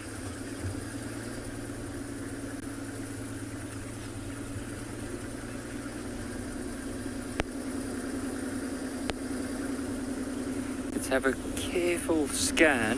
Oh, there it is. Let's try and see if we can get it.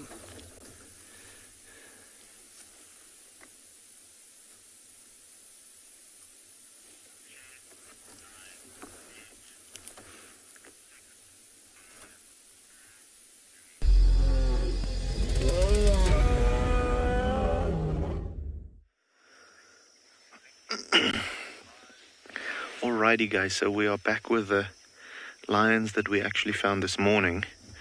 The 3 sub-adult females with the 3 5-month-old cubs and their mother. As you can see, not a lot happening just yet. Just a lot of rolling overs doing. And a little bit of a stretch as well. The cubs are very intrigued as to what we are doing to a certain extent. Not anymore. But yeah, flat cats for the moment. It is nice and warm over here.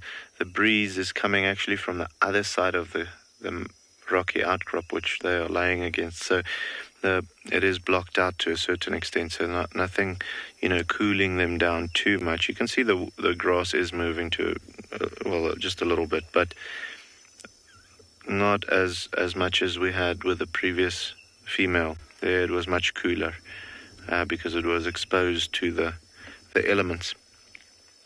But yeah, nice and lazy at the moment. We are hoping that they would get a little active a little later on, trying to hunt again like we saw them doing this morning. So yeah, that would be great. It was quite a surprise to see them trying to hunt this morning because all of them seem to have rather full bellies, but they are opportunistic animals. So if there is an easy opportunity coming by, then they'll never say no to an easy meal. So if we are lucky and there's maybe some wildebeest or maybe a gemsbok or something like that coming through, we might get a little action a little later on. But for the meantime, flat cats, literally. You can see those little ones also, they were having quite bulgy bellies this morning, almost like balloons. They've digested a fair amount of it and they're looking a little bit more comfortable when lying on their sides. So that's a positive. I was feeling for them this morning, even though I think they enjoyed filling up those bellies. Lying on them or with them on their sides, I think was rather uncomfortable. And yeah, guys, now I've spoken about this before, but have a look at the legs of the little ones, how you can see those little dots very clearly now. You know, when they're little, you can't really make it out as much. It is present, but it is very well camouflaged, and that just breaks out their outline, so that they, when they're hiding in a bush, blend in a little bit better. But now that they're starting to grow up a little bit, those spots become more prominent, and we can see it a lot easier. It still helps them to camouflage to a certain extent, but it's becoming less and less important, and they actually grow out of that. You'll see with this sub-adult female, the one that's lying closest to us, you can still see resemblance of that on especially the hind legs, just like little darker patches. But she's going to, maybe in the next 6 months, lose that completely. It'll disappear. And then they're that tawny color with a white belly. Just if you guys are wondering, the other two sub-adult females are lying behind a bush a distance away. So we just had a question from Mason. Are there black-maned lions in Tswalu? Mason, yes, absolutely. With us having the pure Kalahari gene, we only have black-maned males in the reserve. So all of our dominant boys have got those beautiful black big manes. And then we've got the two sub-adult males that we saw earlier. Well, we saw them, they were in the thicket, so we didn't even attempt to show you because you would have seen more thorns than lion. But they are on their way to becoming those two boys, so those black-maned lions. But yes, typically all Kalahari, pure Kalahari male lions will have that beautiful black mane, and we have currently in this particular area, we've got 3 dominant boys, big, beautiful black-maned lions. And the one in particular is truly impressive. We call him Stompy, just because he's lost the tip of his tail. So that black tuft of hair that he's got on his lions normally have on their tails, he must have lost in a fight. You know, it got bitten off or something happened to it. But he's just got this little stump that's coming out from there. He's just got his full tail still. It's just that little black tuft of hair that's not there anymore. But he is truly a hulk of a male lion. Beautiful big mane, but then that head is so impressive.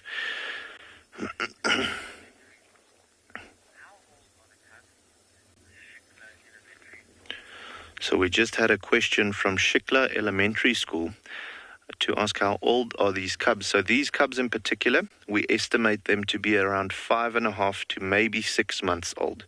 I would lean rather towards 5.5 just by their size.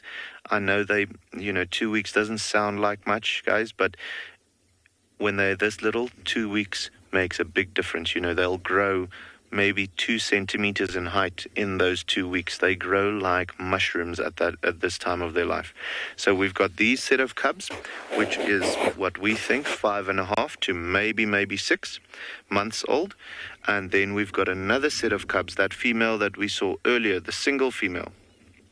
She's got, we confirmed that it is the one with the small cubs. She's got cubs that we think is maybe about 1.5 to 2 months old. So they are still very, very small. But yeah, these little guys, 5.5 to 6 months old, they're already eating meat very strongly, to such an extent that I was looking this morning, it seems like the mother's milk, certain mammary glands are starting to dry up slowly. So I think she wants to wean them over, let's say, the next month, so that they are exclusively on meat, but currently still every now and again drinking a little bit of milk. So there's still some of the mammary glands that does produce milk as well.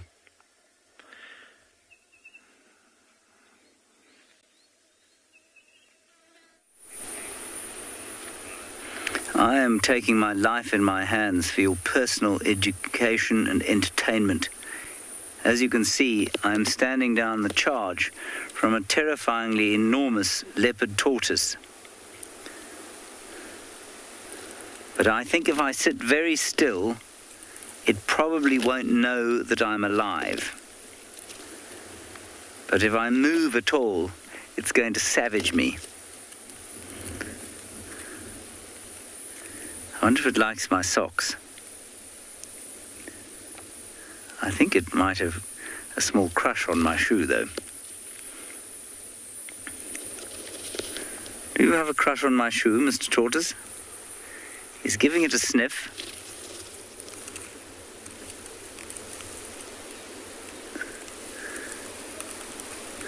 I'm not sure why he's decided to come this way. Maybe it is the shade that I'm casting on this very hot afternoon.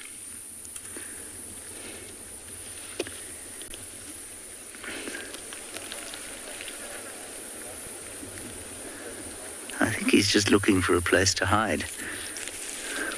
He's not really attacking me. Anyway, this is a tiny leopard tortoise. He's probably only, 3 or 4 years old, maybe. Very difficult to tell how old they are. They do get rings on their scoots like trees do, but they don't correspond with the year's growth. Although what is quite interesting about their rings is that you can tell from whether they're narrow or thick whether the tortoise has had a good year or a bad year. Can you still see it, Gerrit? Not. He's just behind there.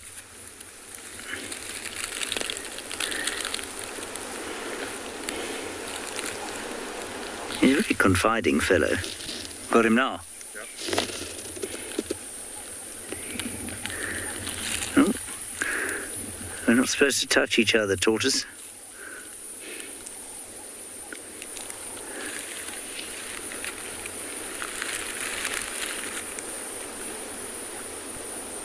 Just brave or curious?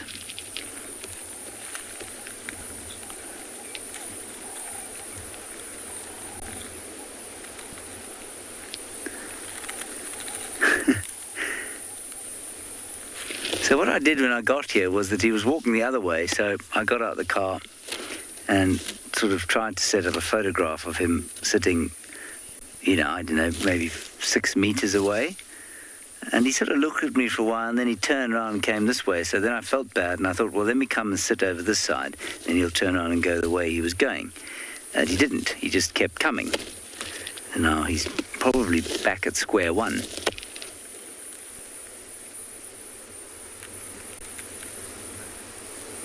Anyway, we'll leave him here to make the decisions that he needs to make for his tortoise life.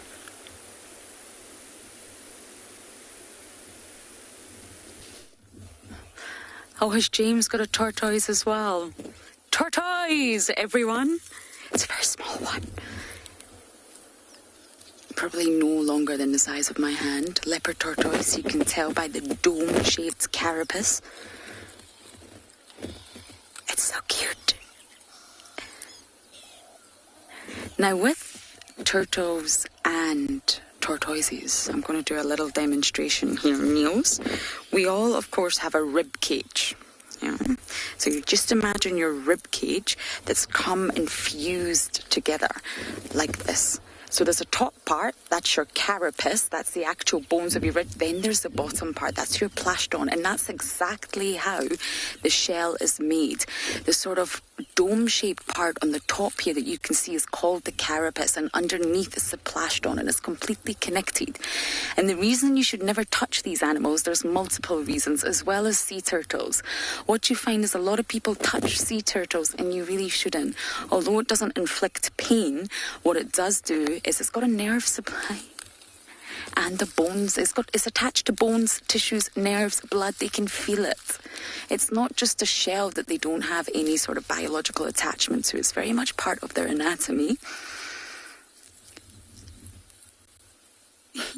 And normally you can get a look underneath to see if it's boy or girl.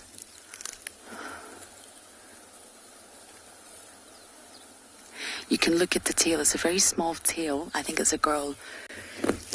And normally the plastron underneath the tummy, this is a very young one, Gizmo. Very young. They get much larger than this. What I'm going to do, Niels, without getting in your way, is just come back onto the vehicle so that we can watch this little one move from a distance. Right, Niels, I'm going to jump on in the vehicle. Don't want to scare him. But yes, leopard tortoises are the biggest ones that you get out here, and they're obviously called leopard tortoises due to the coloration and the pattern on their shell. But this is a very, very young one. Now, if you look at the scutes, all those little parts on the back of the shell are called scutes, and they're made from layers upon layers. Oh dear, well that visual is a 10 out of 10. I think I can go forward a little bit. So yes, the scutes are made up of layer upon layer upon layer of keratin, which is one of the hardest and sort of most rigorous material in the animal kingdom. It's in our nails and our hair. And around each sort of scute, you can sort of look at the rings. And they say that you can age a tortoise by the rings. But to be really sort of truthful, do you see it? It's just right there. I mean, the way these animals move, they rub against trees, they rub against rocks, they bury themselves under the ground. Those rings are not entirely visible as they should be. So that's not the best way to age an animal like this. The best way to age it is by size. And you do the exact same with sea turtles under the water. You can gauge the age by looking at the size when you're doing sort of citizen science. Schickler Elementary School, I have not heard your name in a very long time, and it's lovely to hear it. I hope you're all doing very well over there and keeping safe. No, they cannot hurt you. And although, to be honest, they've got a very sharp beak. I once got bitten by a hawksbill sea turtle. I was trying to rescue it. Some horrible person had actually tied it by its neck onto one of our lagoon houses. So as I was trying to cut that wire free, it did bite me. And it's a very, very powerful, sharp beak. So although they don't have teeth, their beak, especially the hawksbills, are serrated. It's very strong. So when they clamp on, it can inflict injury. So I imagine if you waved your finger in front of this little guy, he could bite. And it could be a little bit painful, but they won't come to hurt you. Don't worry.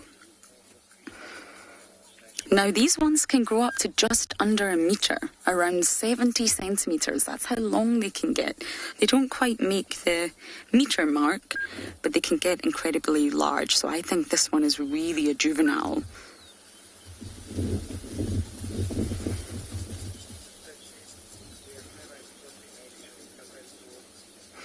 They don't shed their scutes, as I was referring to. That's how you end up with these rings. They just keep growing and growing and growing and building on top of one another.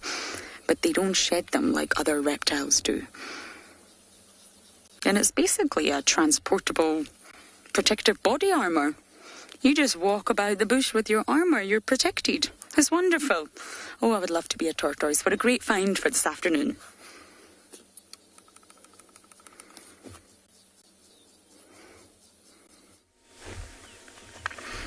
Welcome back to Ambient Pinda.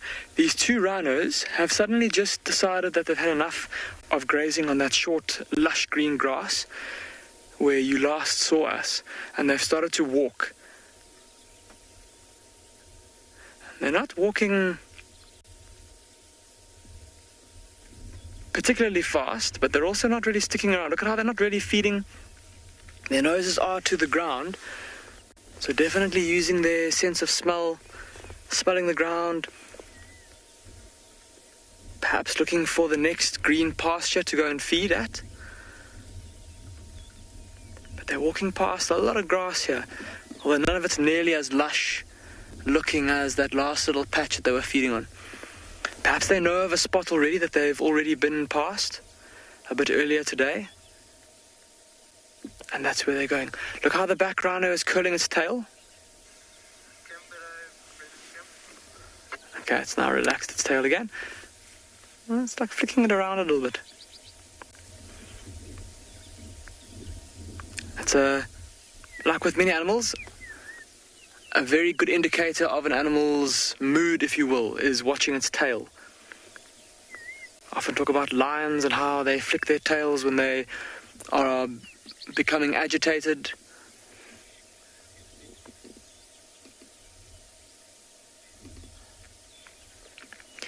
Shikla Elementary School, you are wanting to know what a rhino's horn is made out of. It's made out of a substance called keratin. And keratin is pretty much the same substance as what your hair and what your fingernails are made out of. So it's basically lots of very fine little hair particles that are stuck together very tightly to make that very hard horn.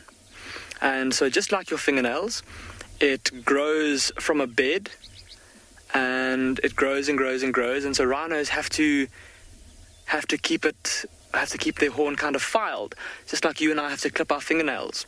Rhinos often go and rub their horns against termite mounds and rocks and branches to keep their horns in good shape, good condition. Of course, with our rhinos here at Ambion Pinda, to keep them safe from poachers, we have to take the horns off of the rhinos just to make them less attractive to poachers.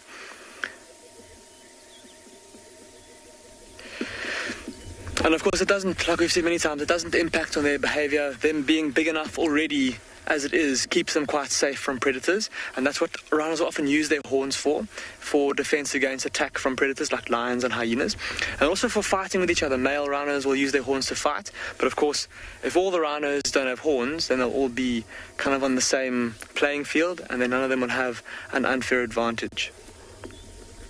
And it looks like they are moving off of the road there and heading down into the sunset and into that little riverbed.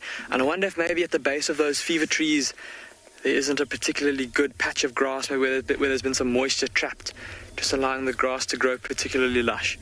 Craig and I are going to leave these two rhinos to continue with their afternoon feeding, and we're going to go back to that waterhole where we first found the rhinos. There were quite a few interesting bird species there, so we'll go see which of them are still around.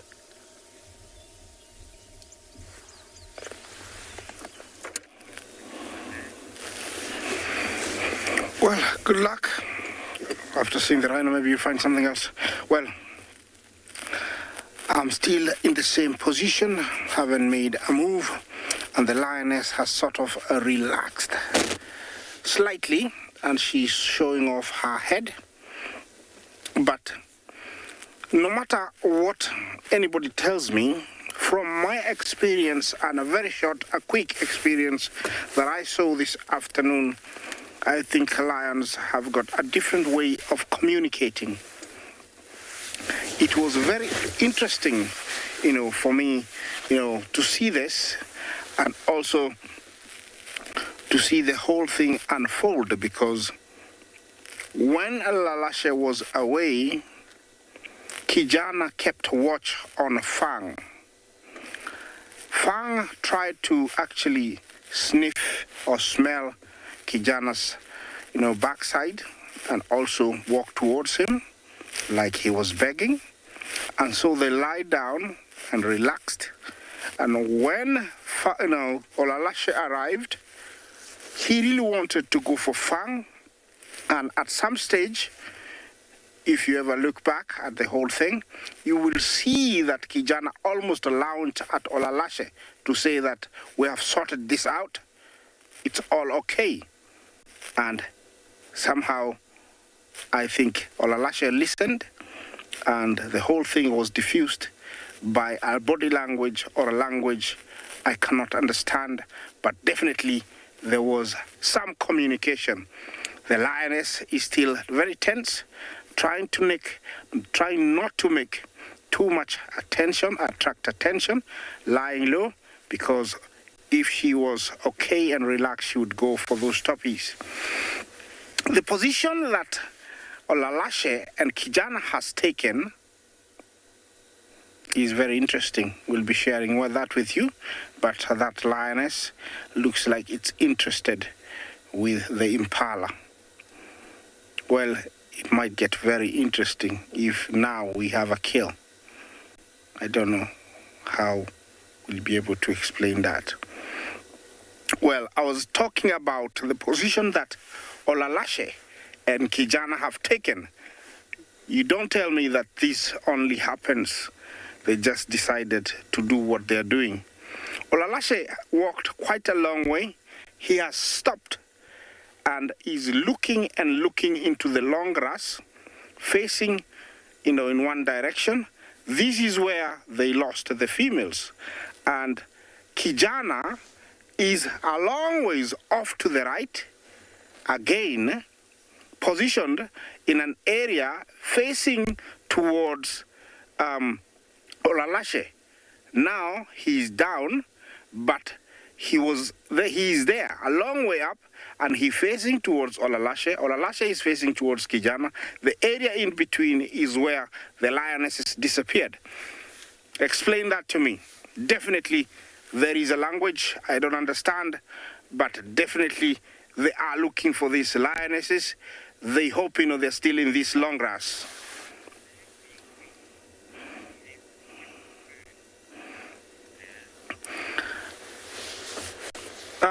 I didn't get your name, but you asked if with Fang being so weak, how would he get his food? Well, he might look weak to me and you and to another lion, but an impala, a warthog, a topi won't pass him. These cats are full of muscle, they're very strong, and don't joke with a hungry lion. They will try and bring down anything. So they might look weak, but only in our eyes, because we know the conditions they can be in. And looking, you rarely get to see that kind of frail looking lion. So you think he's very weak. But, just imagine from September, we're in November. He has survived without any girls. So he has been killing for sure. So he's still capable of bringing down an impala, Thompson's gazelle, a warthog, also take carcasses from other, scavengers like hyenas. Now you can see Fang is up. Definitely he does know that the girl is behind, and he's looking at Kijana to the right, and then every now and then looking left towards Lalashe. Look at that. And he's hoping they're gonna leave, and so he can get back to talking to the lioness off to the left. This is very interesting, guys. I hope you're enjoying this, but for me to try and figure out what's going on here is really making my evening. How wonderful is this? And the impalas are just there, looking at him and saying, okay, are you not interested? Wonderful. The toppies are still there, they haven't gone anywhere. The lioness is still here. A different kind of situation than, what we usually see. They're sleeping, they're mating, they're eating. This is totally different, and it's rare to come across this. I hope you're really, enjoying this. It's super cool, as I call it.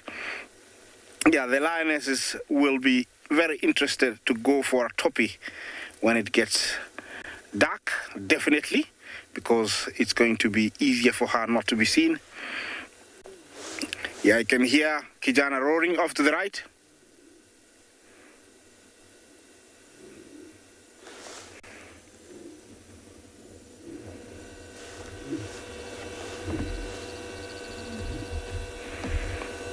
That is still sending a message for whoever else is around that this area is taken, it is owned, and also for the Pride members to know that he is here. They do roar a lot, especially when there is tension and situation like the one we had. Yeah, there was another roar, but very faint, so it's a long ways away. Could be another Pride member. Well, this is amazing, guys. It is beautiful. I'm still gonna wait a little bit here, see what happens.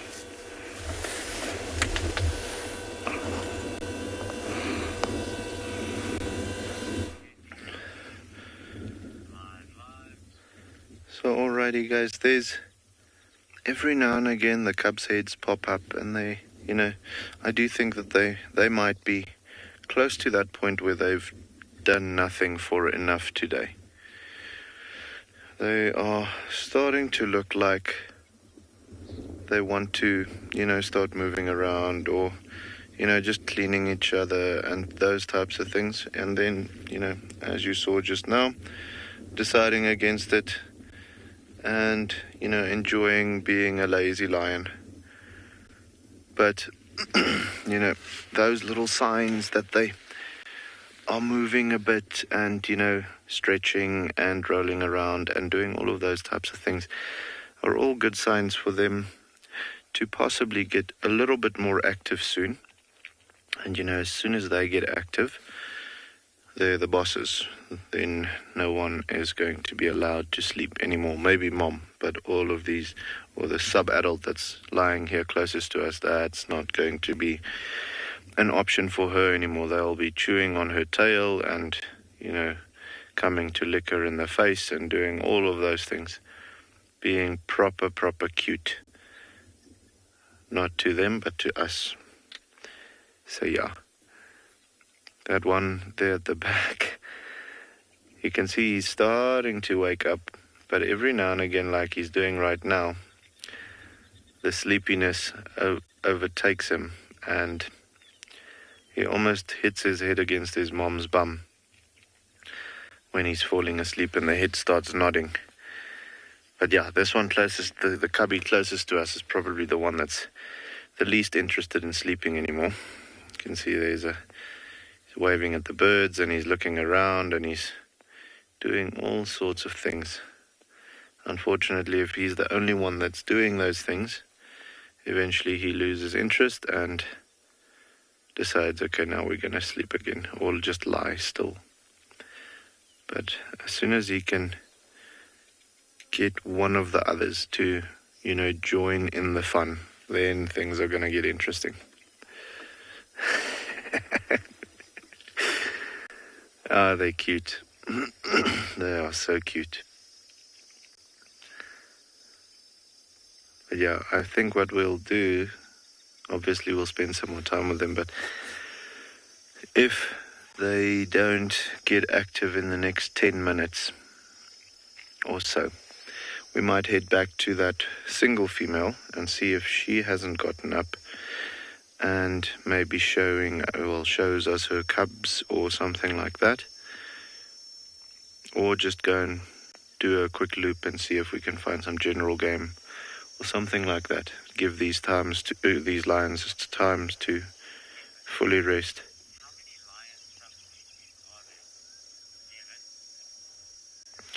We just had a question from Evan. How many lion subspecies are there? Evan, quite a few. So you get the Kalahari lion, you get the southern lion. Then you'll go to the East African one and over to, you know, I'm going to actually lie to you if I give you the exact amount, but there has to be at least 5 or 6 minimum. You know, you get lions all the way up into Ethiopia and to a certain extent in India as well. However, not a lot of them. So, you know, each region will have its own adaptations, and that will cause those lions to be different subspecies. So I'm going to take a wild stab in the dark and say, over the world or over Africa and Asia, probably around 8 at least, maybe a little bit more. But I don't want to give you a definite answer and, you know, give that as a fact. But there has to be quite a few of them. Like I said, if you take into consideration that, you know, from here you go to Kruger, different environment. If you go to Namibia, that's also a different environment. I mean, the lions that they have in Etosha National Park, which is the central and northern parts of Namibia, I know those are not Kalahari lions. There might be some of the genes in there, but it's different subspecies also. If you go over to Botswana, you know, the swamp lions, those will be differently adapted. You know, all of them having still traits of the original lion, but slight differences, you know, like these lions, slightly larger bodies, bigger build, bigger paws, more built for endurance, those types of things. But put those two together, let's say a Kruger lion and a Kalahari lion, and you will have reproductive young and they'll go on as if nothing is different. But I'm not going to lie to you to try and tell you exactly how many subspecies there is, because I am not sure.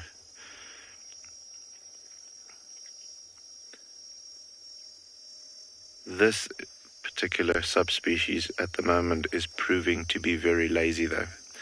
So yeah, guys, I think what we'll do is we'll spend a little bit more time with them, see if they want to wake up, but I don't think it's going to happen. We might actually just, me and Mano, make a call and start heading to that female and see if she wants to show us her cubs.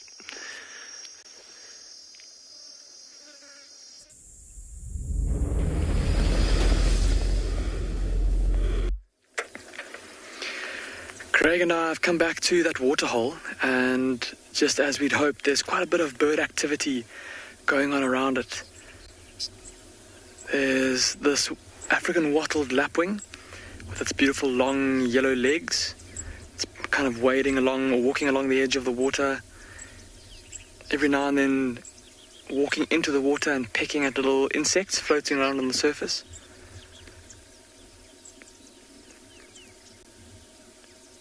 Very pretty scene. Look at that. There we go.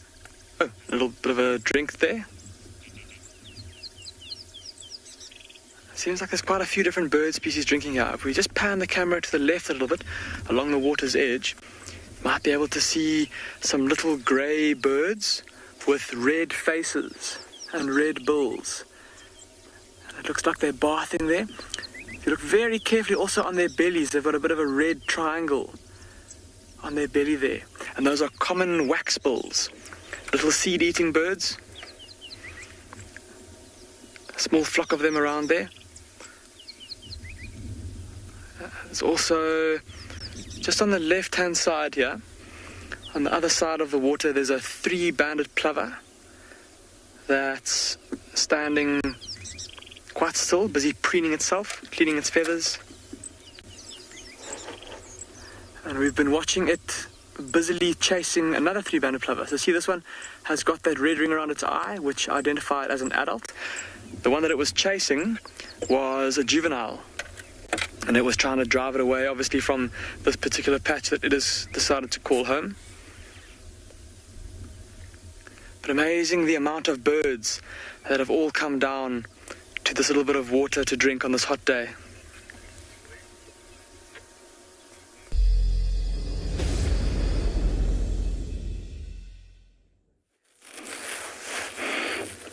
Well, the lioness managed to come out of the box and sneak away, and Fang, I think, has made a very wise choice to follow the lionesses. He's much bigger, and they will still respect him if they kill something, and so he's got a chance of surviving with the females, and so he's trying to follow the lioness. No matter how far they go, he will be able to find them because they leave the scent on the ground. And right now, I think that is the main sense that he's using to locate that lioness. He is very determined to go slowly but sure and find the lioness. He is walking nice and slowly. That is the same direction the lioness woke up and left. Yeah, he is doing well. I would say he's not very bad. He can walk. He's lost a few teeth, so he can eat.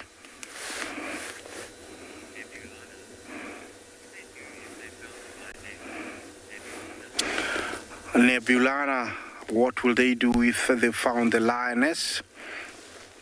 Well, if it's a new lioness that doesn't belong to this pride, usually they try to take it over by forcing it to come into season, and so they can mate with it and it can stay here. And definitely it could have been that it is a lioness that doesn't belong here, and Fang was lucky to find them, and that's why they ran away, and that's why Olalasha wanted to find the lioness. So that is what they do. They try and force mate it. Usually they can have a standoff for up to 3 days before the female really comes into season. Now I can hear Olalashe is roaring off to the right, and he is walking, making his way towards where Kijana is. He's gonna come into view shortly. He's quite a long way. I hope we are able to see him. He is right there. There he is. That is Olalashe.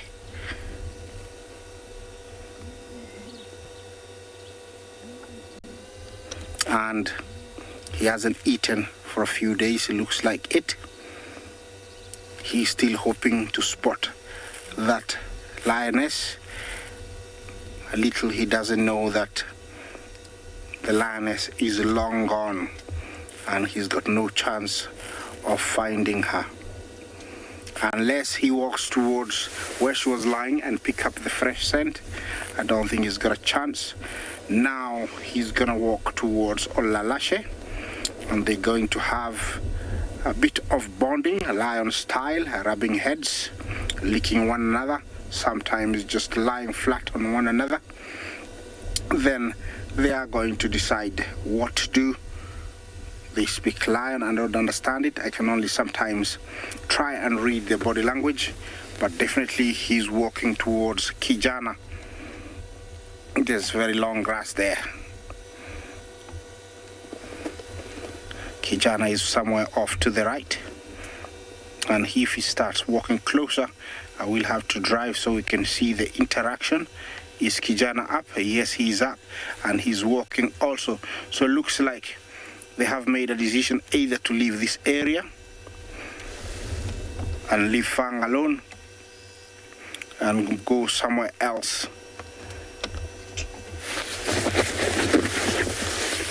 Yeah, definitely there is a lot going on.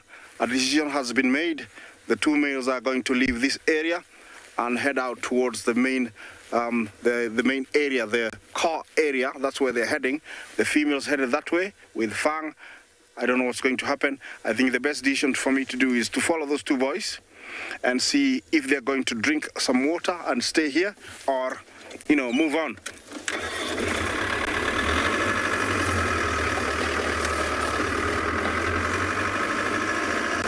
Remember, Olalashe and Kijana have held this territory only for about heading to 3 months, and they still have to assert dominance as much as possible to anybody who's approaching this. I mean, you know, other males, they have to tell them this is their territory, and that's why they are being seen walking everywhere and behaving the way they are behaving. Well, I'm gonna head there. I'll see you down the road.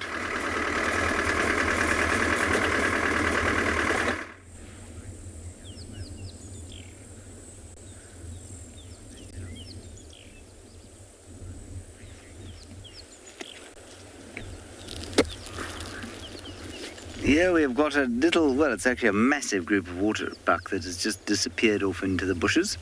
And around this time of the year, it's very interesting. They move away from the big waterhole at Chitwa, which is not far from where we are now. And they congregate around these areas here, which is quite fun. It's quite fun in that it follows a textbook kind of pattern, which obviously out here so few animals tend to do. And so they move away from the water when everything gets a bit wetter and into the ecotone areas, which are the areas between two different types of vegetation. And these guys quite like the seep lines, or the areas just above the seep lines.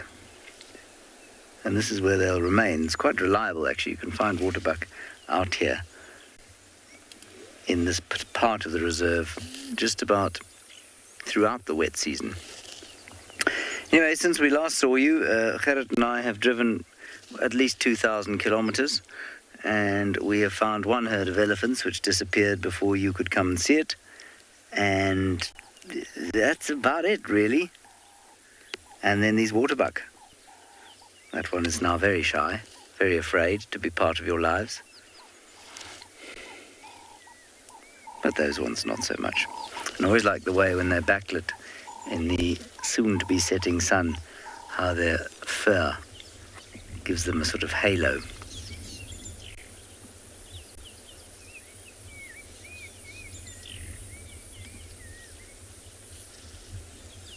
You can hear there that black-crowned chagra.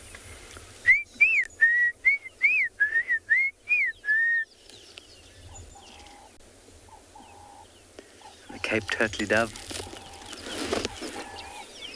And the rattling cisticola.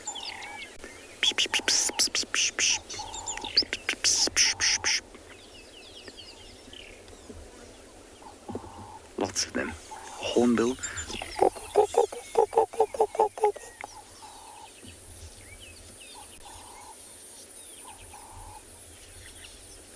And the cicada just firing up his instrument. I'm sure he'll get it nice and warm and ready for an evening of screaming his abdomen off in order to attract the ladies.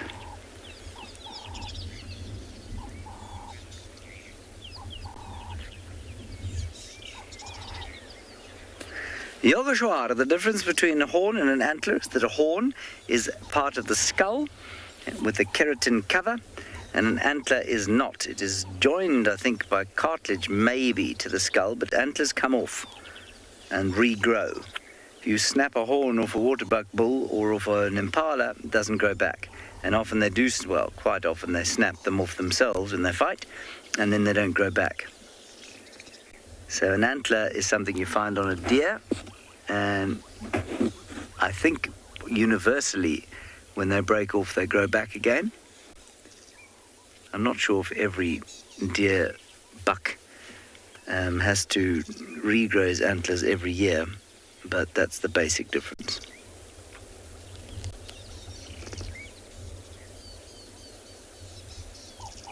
Those are most definitely horns. You don't find anything with antlers in Africa unless it has been introduced here.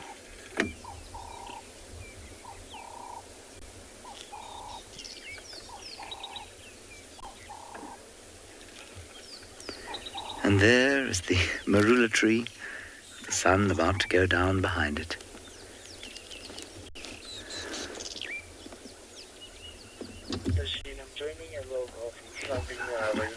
And I think it's now time for us to push on.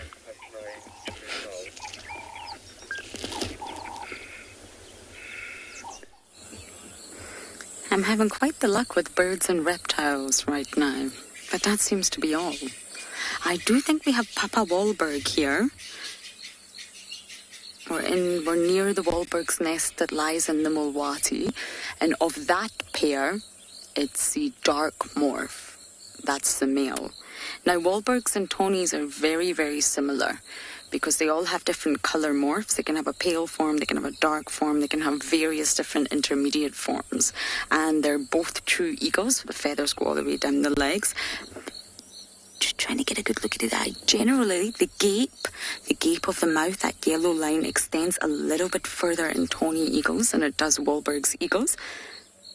Tony eagle's eyes are said to be just marginally paler, but the real giveaway is the sort of crest of feathers on the top of the head. So that's what I'm trying to get a real look at.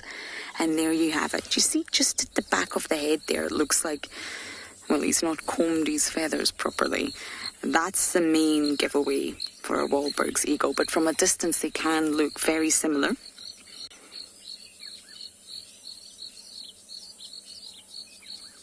Tonys are bigger though. Wahlbergs are actually quite small. They look incredibly fierce, but they're actually much smaller than the Tony eagles themselves.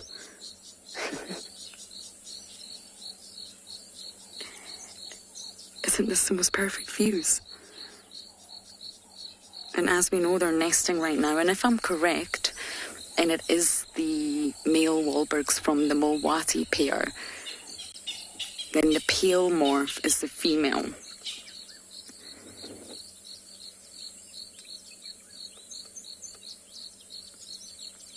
And of course they're monogamous. That wonderful, wonderful social structure called monogamy in birds.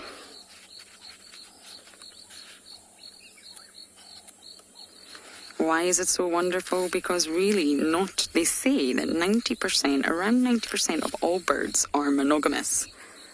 And that's what it was thought for a very, very long time. And that's because you can see pairs meet up and you can see the same pairs breed together. But I think science was horrified when DNA testing became available back in the day, when we can test human DNA and animals' DNA. So that technology became available. I think it was around the 1990s, and then ornithologists were absolutely horrified because the shocking news came in that most chicks in the nest that they tested were not fathered by the social mate that they would assume they were. So what they call this is extra pair copulations. So the female is mating with other males rather than her social male or social mate, which is rather sad because that male in the monogamous partnership is doing all the hard work. He's trying to mate with her, he's trying to please her, he's helping her build the nest, he's maybe even feeding her, and all along, he's not the father. And the extra pair copulations rates are said to be so high that sometimes none of the chicks in the nest belong to the male who thinks he's fathered them. I don't know, there's something sad about that. So what scientists said once they started DNA testing is that extra pair copulations are the rule rather than the exception. So scientists then decided to say you can have social monogamy and then you can have genetic monogamy. So instead of saying 90% of all birds are monogamous, you can say that most birds are socially monogamous, but not genetically monogamous. And most pairs will have extra pair copulations. Very naughty. And it's easy to think why a male might do that. It's easy to think why a male might sneak away and mate with other females, because then he can sort of cheaply increase his fitness without having to father the tricks. But the main question that still remains a question is, why do females do it?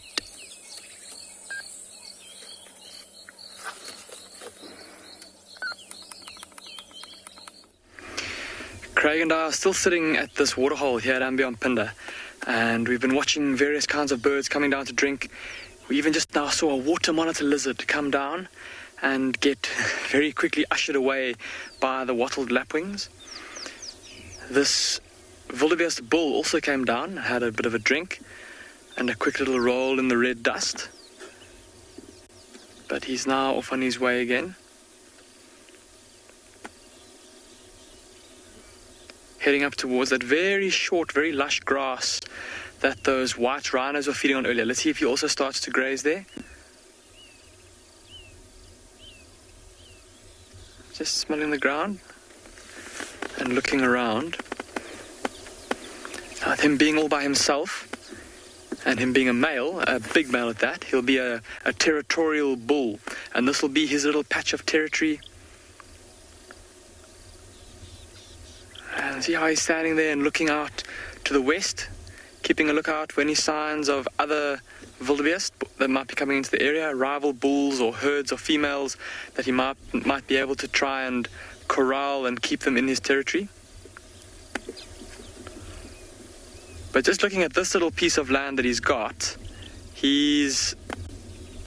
certainly seems like he's pretty well off. I mean, look at that green grass around his feet where he is now. That lush, short green grass, the kind of grass that wildebeest often favor. That shorter grass. And of course, he's got water here as well. So this will be territory that's very much in demand in the wildebeest, I suppose in the wildebeest community, if you will. And if he's lucky, well, there will more than likely be females that will come into this area to drink, and he'll then just have to try and keep them here. But it's quite a long way until their next breeding season. We've just started seeing our first impala lambs here at Ambionpinda, and it should be a couple of weeks now when we should start seeing the next round of wildebeest calves. Peter, you're asking if there's crossbreeding between waterbuck and wildebeest in the bush. Peter, not that I've ever heard of. They're two very different species, and they do behave rather differently. And so, for that to happen would be very, very, very strange indeed. They don't really resemble each other very much, and they don't really move around very much. Well, at least here at Ambion Pinder, we don't often see those two species together. So no, Peter, I've never heard of that happening. What is interesting, I suppose, with that is that their tracks do look quite similar. That's something that's quite interesting, is that even though they look very physically different, their hooves are quite similar. The main difference being that the wildebeest's hooves are quite a bit more squared off in the front of the hoof. But other than that, pretty different on the whole. And the wildebeest heading off along that little game trail, and have a look at all the giraffes that are now there as well. Up on the hill, busy browsing, all with their necks down, feeding on the young buffalo thorns and various kinds of vachellias that are growing there. I just would like to show you in a track book, Peter, the similarity between the wildebeest and the waterbuck tracks. They are, like I said, very similar, so just bear with me while I get that pulled up in the book here. Have a look here.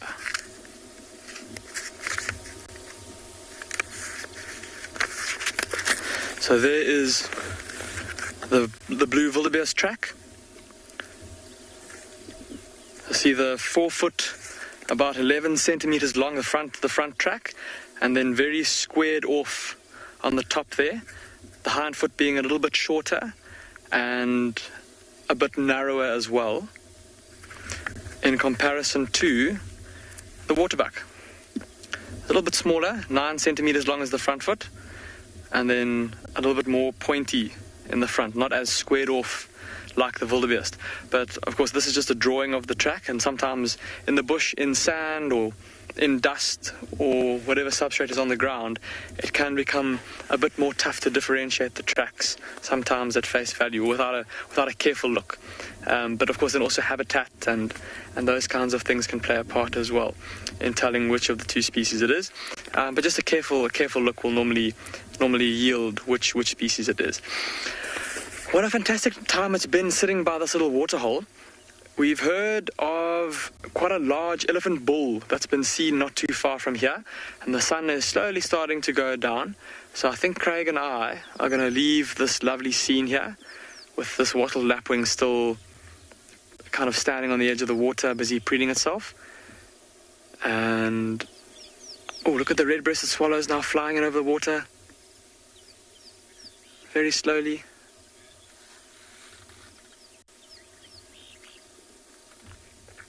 Virgil, you're asking why crocodiles don't come to these smaller pools. Virgil, that's a very good question, very interesting question. And certainly for larger crocodiles, it's often easier for them to catch the big mammals that they need. Because a big crocodile often needs to eat big mammals in order to sustain itself. And it's certainly much easier for them to catch prey in smaller waterholes, or providing they're deep enough for the crocodile to hide in, because there's less space for the animal to drink. If it's in a big waterhole, then the animals could come and drink from any side of the waterhole, and it's much tougher for the crocodile to actually ambush its prey. But in the case of this particular waterhole, Virgil, this is very, very, very far from any large water body, any river, and so for a crocodile to get here would be a very long walk, a very far walk. And I don't even know if the crocodile would be able to find this waterhole. It would take some serious searching from the crocodile. It tends to be, you often see crocodiles moving between larger water bodies. They just tend to be easier to find. So going from, for example, we often see movements of crocodiles between our larger waterholes across the reserve. We often see their tracks moving between those different water bodies. There's a river that borders the southern part of the reserve, and sometimes see crocodiles' tracks leading out of that river and heading up towards some of the bigger waterholes, and vice versa. But I think the reason that there aren't any in here is just purely because of how remote this area is in terms of having other bigger waterholes that would hold crocodiles nearby, and where crocodiles would spend a lot of time and therefore breed. suppose also for the crocodile, spending time in a small waterhole, especially a big crocodile, spending time in a small waterhole, while it might be easier to catch prey, providing the water's deep enough, it's also, I suppose, a bit more risky, because if that waterhole dries up, and it will dry up faster, of course, than a bigger waterhole, that crocodile's going to have to move again. And so it's quite a risky gamble to come and spend, or to come and live in this waterhole. But there's a bigger waterhole behind us that has dried up, and when it is full of water, I have seen crocodiles in there. Where those crocodiles have gone, I have no idea. With that though, Craig and I are going to leave this beautiful scene, and let's go see if we can find that elephant bull.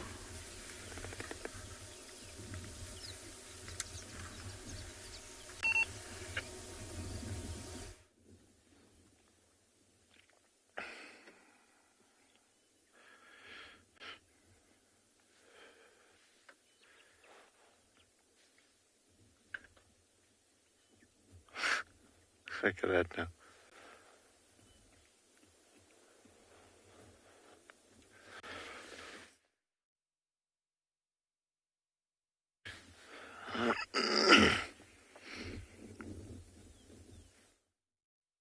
The movement?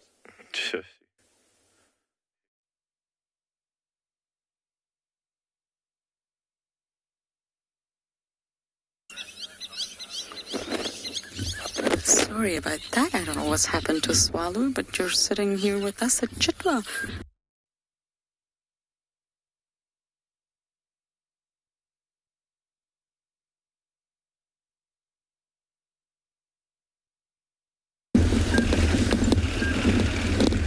Yes, I'm gonna not all of them.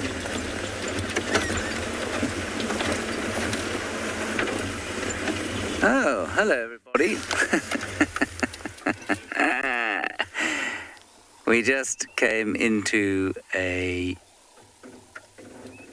lost my mind. Oh yes, there was a slender mongoose, came running out there, then got a fright, turned around, came running back. Oh, look, there it goes.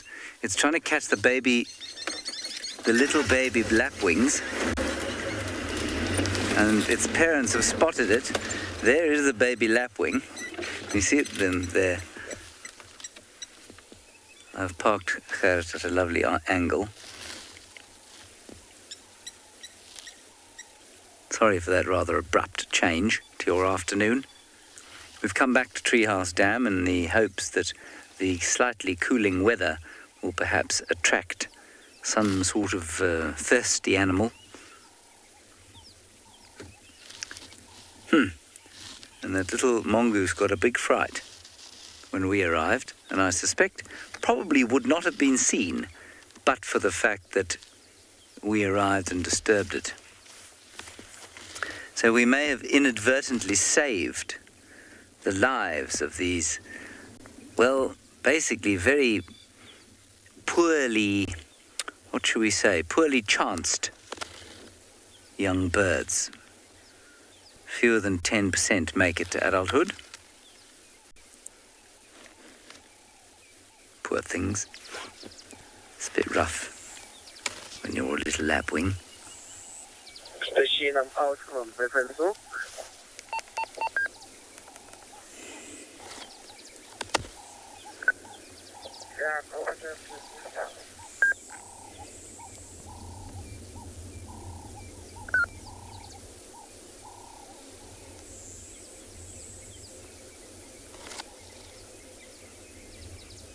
They're so cute. I don't know how many of you were around when we had a little lapwing called Scoobert who used to live around the dam cam, and we watched Scoobert from the day he was born until it must have been, I don't know, 24 to 48 hours before he actually fledged and flew. And we came down one afternoon. I'd been on leave, and I came down to the pan to have a look for Scoobert and see what was going on. And I found him squished by either a buffalo or an elephant. It was the most dreadful experience. Anyway, let's hope that these chaps don't suffer the same squidgy fate that Scuba did. They're so vulnerable. All they can do is run around like that. They cannot fly. They can hide. They're very good at hiding. And their parents are formidable foes.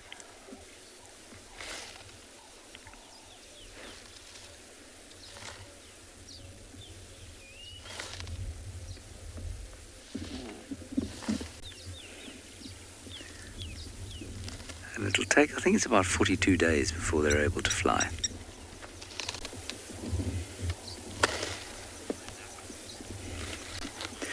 Peter G, I can't rightly tell you why it's called a lapwing, actually. I'm really not sure.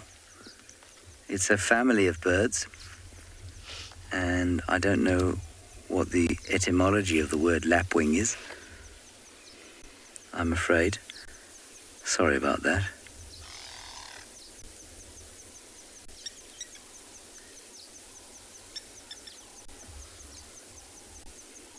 Yeah. I'm just trying to see on my app here if it has some kind of explanation, but it doesn't. The book would, but I don't have the book with me, I'm afraid.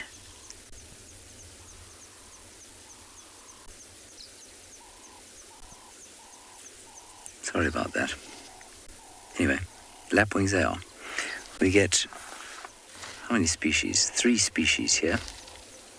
Senegal, blacksmith, and crowned. And I suppose it's possible to have a wattled maybe here.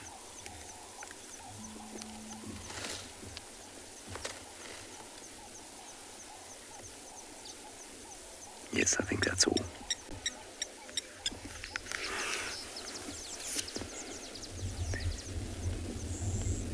I mean, they're probably quite fast for a bird that size, but I mean, compared with a slender mongoose, they won't be anything like the speed.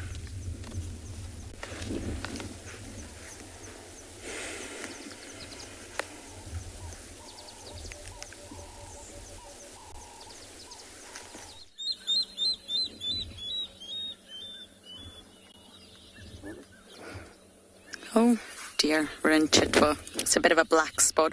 We were admiring the most beautiful moments between the male and female fish eagle. But sadly, one has flew off. Now, it's very difficult to tell the difference between the fish eagles. So I don't actually know which one is the male and which one is the female. I'm really, really not too sure. But they're monogamous. Or they think they're monogamous. Maybe they're not completely monogamous, because as I was just mentioning, in birds, it's really not always the case. And it absolutely shocked science. So I was mentioning earlier, it's really easy to see why a male might engage in extra pair copulations, you know, spread his wild oats, shall we say, and increase his genetic fitness, and increase his sort of reproductive success by really cheaply as well, because you're just copulating and you're not investing in raising the chicks or parental care. You do that with your other lady. So it's quite easy to see why males do that.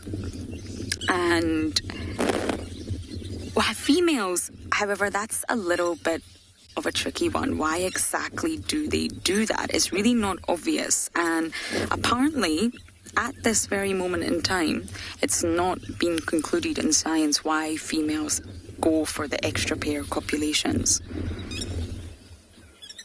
Is it just to increase the genetic viability of your offspring? Oh, we have a very unhappy lapwing.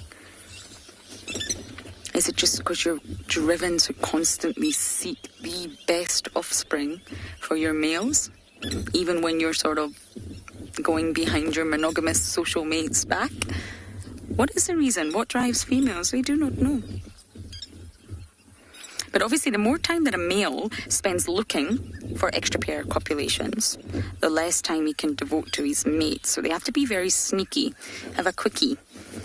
I don't think that was the right term. Apologies. You know what I'm trying to say. They can't devote all their time to looking for other females. Then they really wouldn't be monogamous, and they really wouldn't be devoted to their social or genetic mate. So it has to be a quick fling here and there, and it's really not sort of fully understood.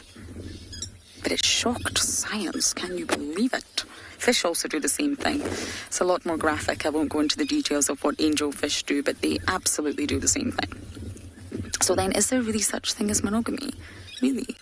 In human terms, we understand monogamy to be just one partner and one partner. So again, that's why you get different definitions. You get social monogamy, and then you get the genetic monogamy. Now you can see this fish eagle's got its mouth open and is trying to cool down. Gular fluttering. They vibrate their gular, which is just basically throat tissue. And when they're doing this, they're basically rapidly pumping air in and out their throat. And it's a really, really efficient form of evaporative cooling. Just exactly what we do. We sweat. Not always pleasant, but our body's trying to cool us down through by the means of evaporative cooling. It's exactly the same for birds, but they're using their mouth.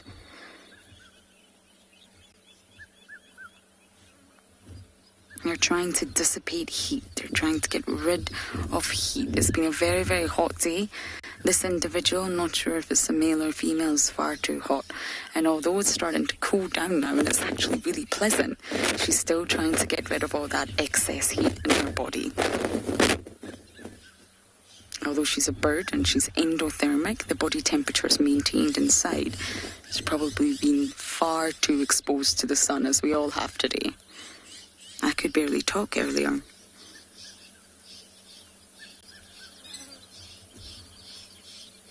It's basically a thermoregulation technique, and for birds it's said to be very, very efficient.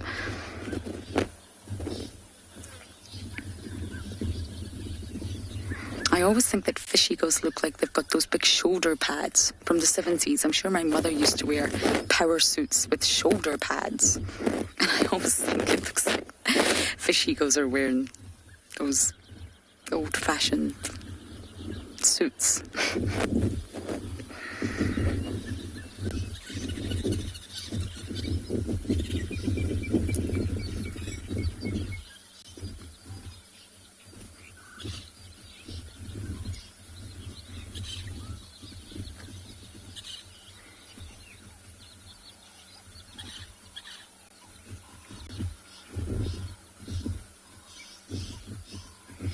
And off we go. I knew it was going to happen. Niels, was that a question? Niels is putting the camera on me, which is rather awkward because I don't have any comms, I'm afraid. We're in this black spot right next to the dead knobthorn at Chitwa, where we always see the fish eagles, is sadly a dead spot. So I think if I move forward a little bit, I might come back into comms, which would be wonderful. If you could just speak, Jared, and let me know if I can hear your voice.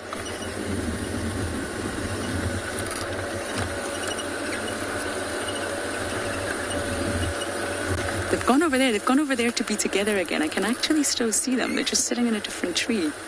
Maybe we can get them from here. What do you think, Niels? Shall we try? There we go. Up in that tree, you can see their two white chests of the fish eagles. They like to be together. Whether they're monogamous or not, I am not sure. You got them, Niels?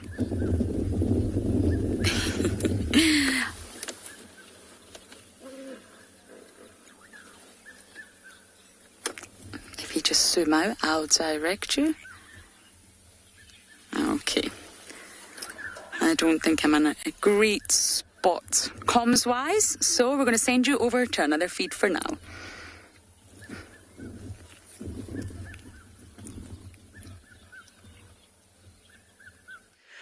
Craig and I have managed to catch up with this elephant bull and just have a look at the size of him. He is absolutely enormous.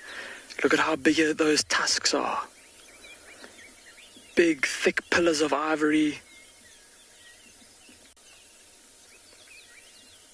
And just a massive head. Look at how big his head is. My goodness. He's an enormous elephant bull. Just making his way through the golden light of the afternoon, using that trunk of his to pluck up all the lush grass and the young little vachellias that are growing from out of the ground there, the little thorn trees. And let's watch that trunk now, everyone. Have a close look there. Look at how he plucks that little bush up out the ground. Do you see how he dusted it off? Getting rid of all the dirt on the roots before he put the whole thing in his mouth. Roots, stem, leaves, thorns, everything down the hatch.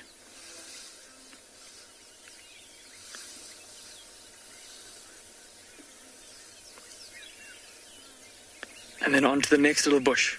Again, look how he's using that trunk to get a good grip on it, rip it up, pop it in his mouth.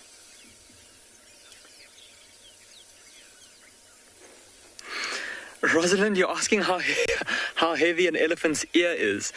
And Rosalind, I don't know that I can answer that offhand. I've never ever heard of how much an elephant's ear weighs. I have had the chance of actually lifting an elephant's ear on an elephant that was immobilized, and it was quite heavy. They can hold quite a bit of blood in their ears. If I'm not mistaken, Rosalind, I think it's about 8 liters of blood in an ear. And of course, blood doesn't have the same density as water. If it was water, then that would already be about 8 kilograms, just in water weight. But sure, Rosalind, I don't know. I have no idea. I'll have to get back to you on that. I'll have to go see if there's any update. Sorry, any information on the internet about that. But speaking of his ears, Rosalind, have a look at that. His left ear, so the ear that's closer to us. And just at the top there's quite a prominent tear in his ear where there's he's obviously walked through a stick or walked past a stick or past some thorns, and he's had his ear torn there. Can you see that? On the top there.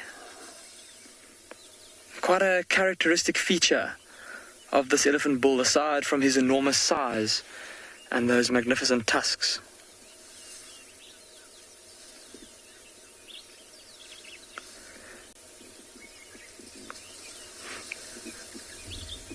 Quite comical how he's just standing in the same place and reaching out with his trunk and plucking up little trees.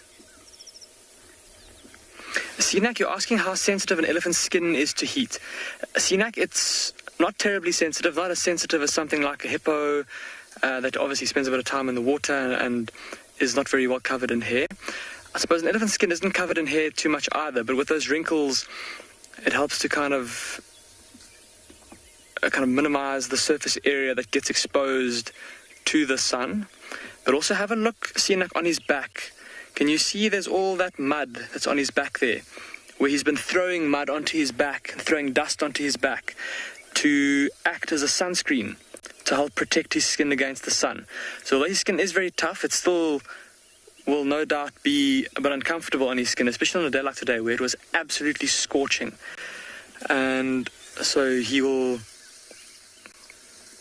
elephants will often throw mud onto their backs to keep themselves cool and then also protect their backs and their skin from the sun. Now that he's turned sideways, you get a bit of a better view. Look at how much mud there is on his back there. And how his body's almost got like different shades of brown. His head, look at how much lighter it is.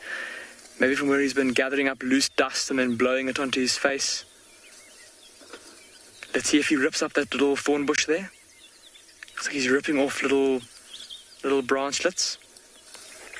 And it's tough to see because it's quite far from here, but that little bush that he's busy destroying has got enormous thorns. Massive, long, white thorns. Looks like it's a young umbrella thorn from here. And he's just using that trunk to rip those branches off and then shovel them into his mouth.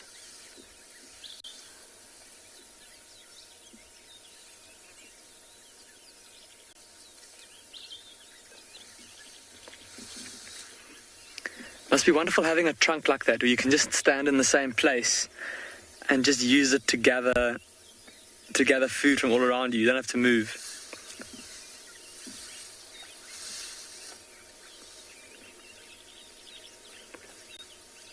at how slowly he's moving. It's obviously a lot of really good quality forage here for him. Just taking his time and eating. And now that he's a bit more exposed and he's kind of turned more broadside onto us, have a look at how low his belly hangs towards the ground. It almost looks like his legs, his back legs especially, are too short for his body. And often with old elephant bulls or elephant bulls in their prime, they take on this look when they start to get into their prime. Their bellies hang down a little bit lower towards their knees, and they stop looking like when they're young. They look like their legs are too long for their bodies. They've got long, skinny legs. And then I suppose like with humans as well, as they get older, they fill out.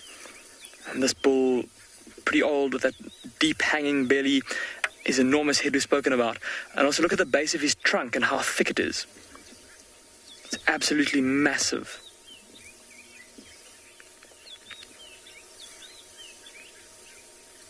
So quite an old elephant bull, but still looking pretty healthy.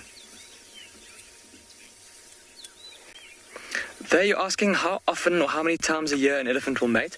Well, for a female, if she mates and she's successful with mating, then it will be 22 months, close to 2 years, before she gives birth. And then a number of years that she'll have to look after her youngster. It could be maybe 7, 8, 9, 10 years that she looks after that youngster until she's able to have her next calf. For an elephant bull, it will depend on how long he's in must for and how many females he can mate with while he's in must. So if he's lucky, he could be a couple of females in a must cycle that he gets to mate with. And of course, that will depend on his body condition. So if he's in an area like here at Ambiyamphinde, like at this time of year now, and there's lots of green foliage, good quality food for him, he'll be able to get into really good condition. Like I was saying now, just looking at him, he looks fat and healthy. And so if he were to come into must, his must could probably last a couple of weeks, maybe even months. Just because of his excellent body condition. Because typically it's a loss of body condition that will bring an elephant bull out of must. So a healthy bull like this, if there's a couple of females in estrus, he's in his prime, he's in must, he could get to mate a couple of times in a year. Of course, though, if there aren't any females that are in estrus while he's in must, or if he comes out of must because he loses body condition too fast, then maybe he doesn't even get to mate with one.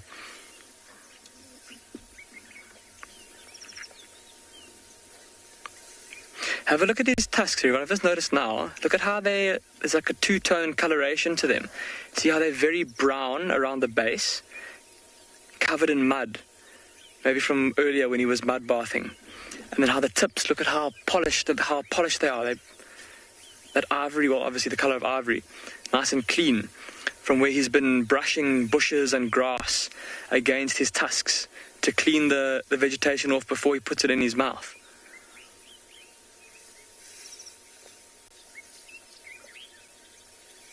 It looks like he's picking up little creepers.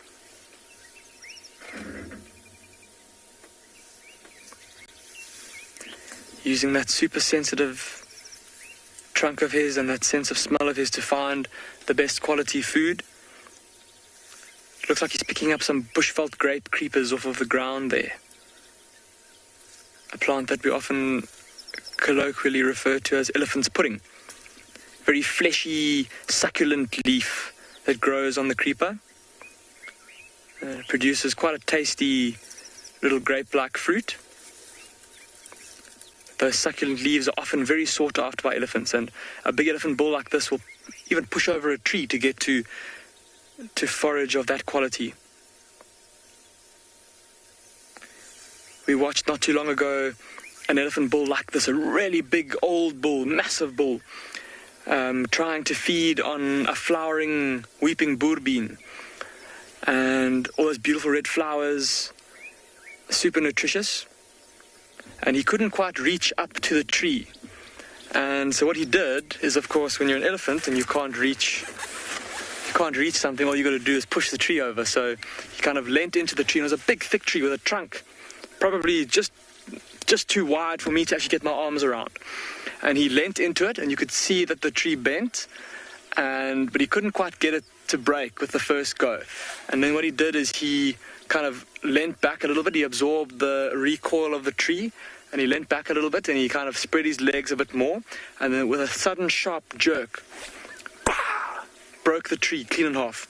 And that massive big branch came crashing to the ground, and then he kind of ambled around to the side of the tree, and then used his trunk to, like a hand would, he basically grabbed each branch and stripped all the flowers off of each branch. And it was then quite comical, quite funny to watch him, because he didn't put them in his mouth like he's been doing now. He kind of would throw them into his mouth. So he'd go like this. Grab the next one. Throw them and catch them in his mouth. It's quite funny to watch. But obviously, he wanted to get to those flowers, very nutritious, and so to do that, he had to push a whole tree over. But it looks like he's gone behind the bush then. I don't know if we're going to be able to get another look at him. We'll maybe try and reposition, try for another view of him, and hopefully when you come back, we'll have a good look at him.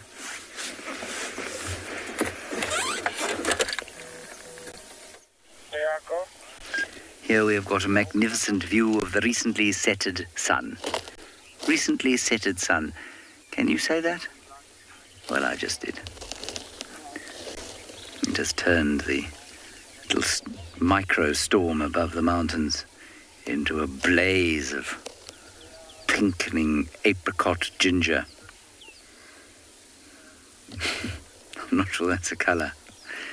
Pinkening apricot ginger. I often use the word ginger to describe the colour of the sunset or sunrise. I used it once in a newsletter, 15 years ago, and I've been unable to think of a better word, although I feel there must be lots.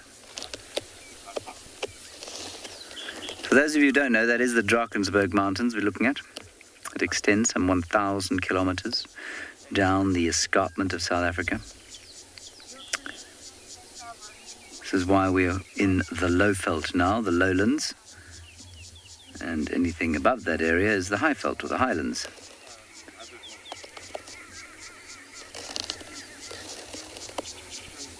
We're about 400 meters above sea level here, which is around about 1,400 feet above sea level, if you still happen to be operating in the imperial system.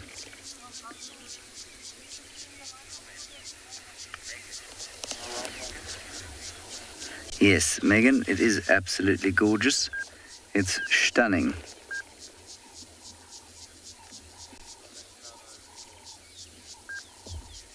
Just magnificent. And as I often say, it's just one of my favorite things that I'm able to see something like that, or the coming and going of the sun every single day. It's a great privilege when you're out here.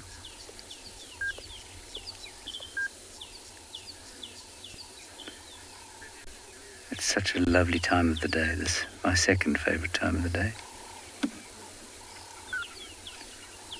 The entire bush seems to just heave out a sigh of relief as the sun finally sets. And there's this lovely, short but light and cool time before the night comes.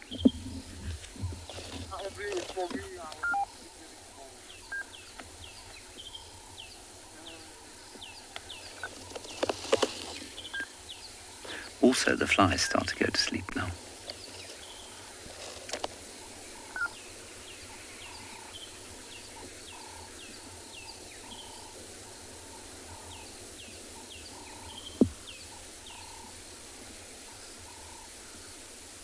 Still the same doves, a couple of babblers calling.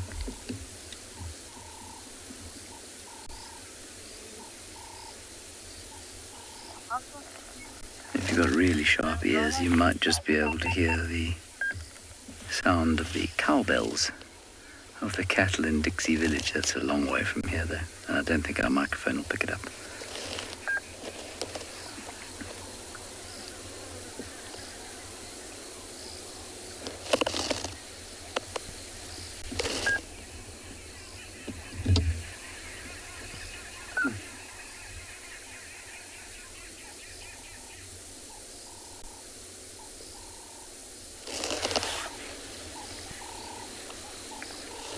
And now the lions, wherever they are, will start moving, or yawning and getting up and then lying down again. Likewise, I'm sure after a hot day like this, the leopards, wherever they are, will start to move.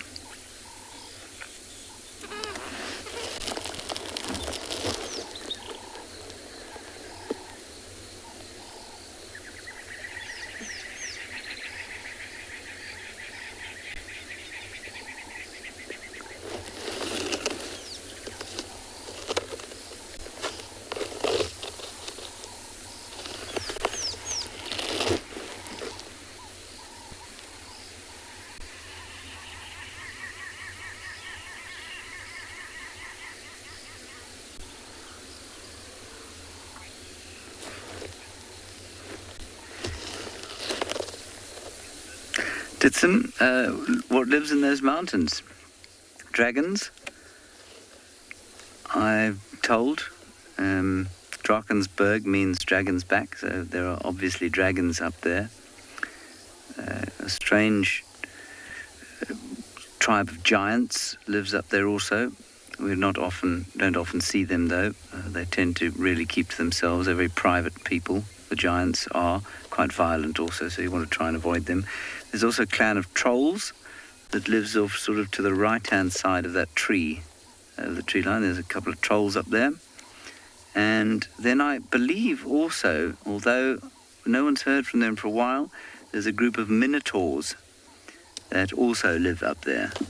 So, you know, it's quite a nice collection of different life forms up there. There's giants, dragons, minotaurs, and trolls.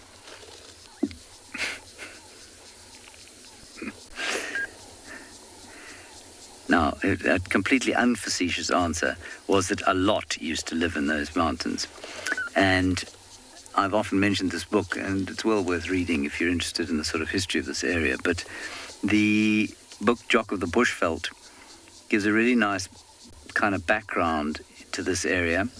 And up in the mountains is where basically the animals used to go in the winter months. In the winter. They'd go up there because there's water. There used to be permanent water in the rivers, and there's a lot of forest, and so you'd find a lot of animals up there during the winter time, and then they'd come down here when the rivers started flowing after the rains, and in the Lowveld, they'd come down here. And now that doesn't happen anymore because there are, I think it's 5 million people or so living on the fringes of the Kruger National Park. So between us and the mountains, there's really a lot of people, a lot of farmland. And so those old migration routes don't exist anymore. But certainly there used to be a lot of animals up there. And then in terms of humans, those mountains were occupied by the San Bushmen for a long time. And so was this area, actually. There's a lot of Stone Age evidence of people here. And then in terms of other indigenous South African people, up in the mountains, they're probably a little bit north of where we're looking now, but the legendary Mojaji, the rain queen of the Bapedi, was up in those mountains, and her tribe, the Pedi, and their offshoots used to live up there. And now, there's quite a lot of coal mining, unfortunately. Not immediately where you're looking. Where you're looking now is actually some pretty stunning land that you can explore. So, there aren't really trolls and minotaurs and giants and dragons.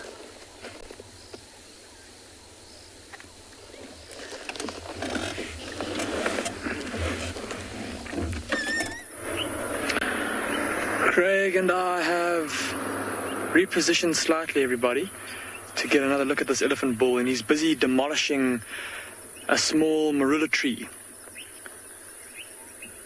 that has got some particularly juicy new leaves on it. And it looks like he's meticulously pulling all the leaves off of each little twig on the branch that he's plucked. He might even chew on the bark a little bit. He's holding it in his mouth like a dog holds a stick in its mouth. That's what he does with his trunk now. It's almost like he's contemplating his next move. There we go. Pushing the branch further into his mouth, so maybe chewing on the leaves that are on that particular little twig of the branch, and chewing on the bark as well. Moving it around, and while he's still got that branch in his mouth, reaching up for the next one. He didn't even finish that one. He didn't even finish all the leaves on the first branch, and he went ahead and plucked a new one. Now, it may, I suppose, seem quite wasteful to us, but just imagine for smaller herbivores like nyalas and duikers that come along in his wake. They'll then have all of these lush, fresh, juicy leaves to feed on that they would have otherwise been unable to reach. I think that poor marula, though, is probably not very appreciative of what he's busy doing. While we watch him, Rosalind, I went and quickly looked it up in my animal book, and apparently a single elephant ear can weigh 100 pounds. That is a lot heavier than I was expecting. Like I said, I have had the opportunity to get hands-on with an elephant that had been immobilized. She was being fitted with a radio collar for research, and her ear did not feel that heavy, but of course a part of it was still attached to her, obviously.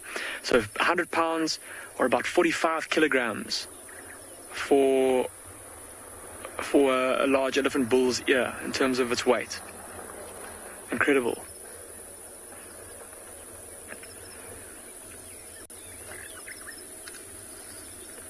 And again, look at how slowly he's feeding, really taking his time, in no rush at all. So much nutritious food around that he doesn't really need to move too far to get enough to eat. Nian, you're asking if elephants have holes in their ears. And Nian, I'm not sure if you mean ear canals that they obviously hear through. And if you're asking that, then absolutely yes. It's very close to where the ear joins the head. So have a look very close to where, if you look just above his kind of ear lobe and you follow that up towards the top of his head, you'll see there's quite a prominent line, like a ridge that comes from his skull out into his ear. And it might be a bit tough to see now because of the light, but there's a lot of fluff around there. And that's the actual entrance into his ear. That's his ear canal there. And that's where he hears through. If you're asking about holes in the skin of his actual ear, that's also yes. Like we said, that skin is very thin, and we spoke about that rip in the top of his ear there, that maybe came from running through the bush, getting it caught on a twig or on a stick or a branch. And yeah, elephants do often get little holes in their ears from wear and tear. That normally doesn't affect them too badly. They're normally very small little nicks and tears. I mean, looking at this elephant bull's ear, apart from that tear at the top and then like a little triangular cut a little bit lower down, his ears are relatively intact. But every now and then you see elephants that have obviously had a tear that's got worse and worse and worse, to the extent where the whole ear is massively compromised in terms of its surface area. And that might, I suppose, to a certain extent, hamper their hearing and maybe also hamper their ability to cool themselves with all those blood vessels in their ears. But what a special sighting it's been with this big elephant bull, this old elephant bull, as he feeds slowly through the grassland, and awesome to see him in the light of that wonderful sunset. I think that Craig and I are going to leave him, and we're going to start to make our way in the direction of home.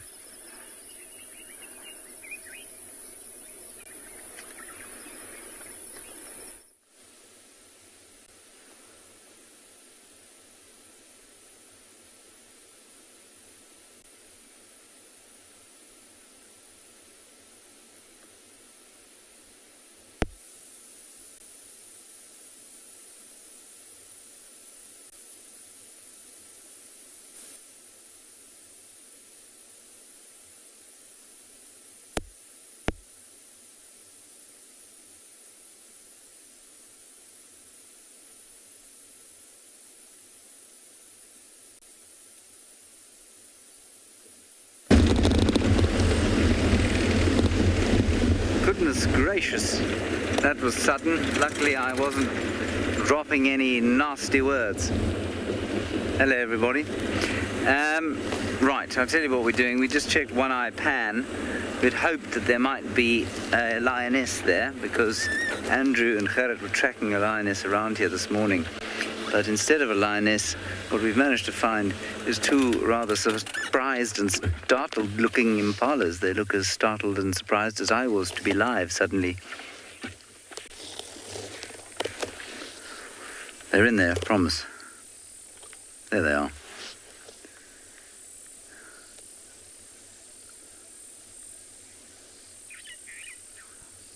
Beautiful. It's going to be quiet. You might be able to hear those cowbells now.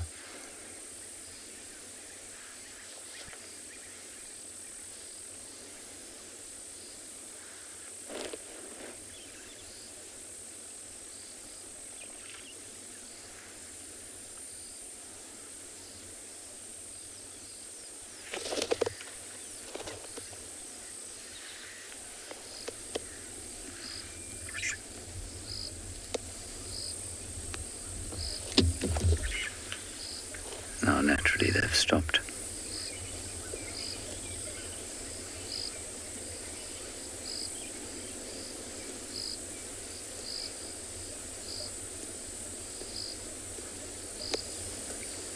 Just hear them.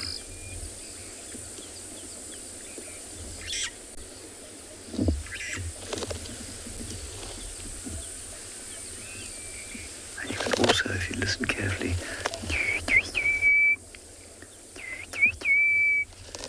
hear the plum-coloured starling, or the violet-backed starling. I can see it, but you won't be able to see it.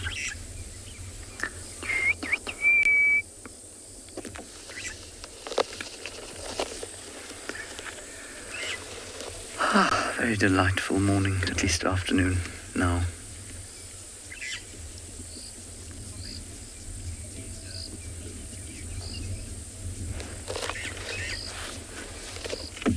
Yes, Lisa, they are beautiful horns, I think. I don't think they're quite as impressive as a kudu's horns, but they are still pretty impressive.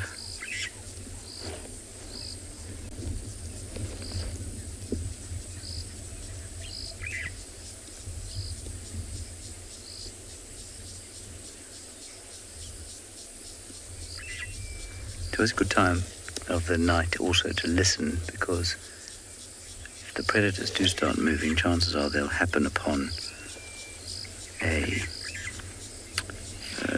potential prey, which will then shout and make a big noise.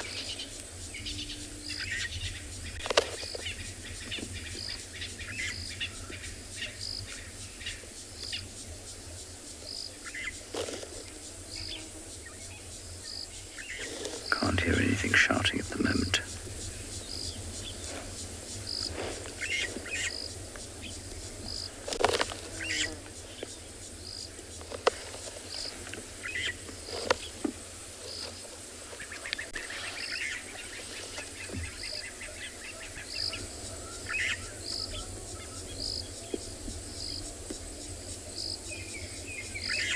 On the lock at Goddess 90.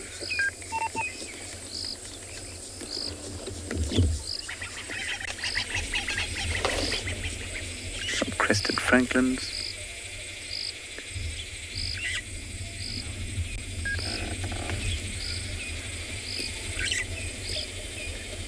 A Bachel's Kupu. Some, I think, little swifts. Let me just check that for you. Swifts are nigh on impossible.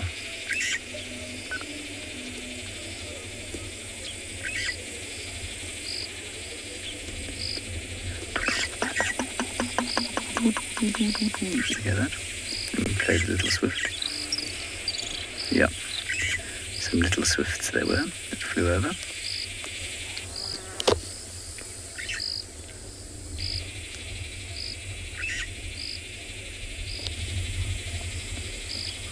Right, there's an impala alarm call. We've got 5 minutes. Let's go, Gerrit.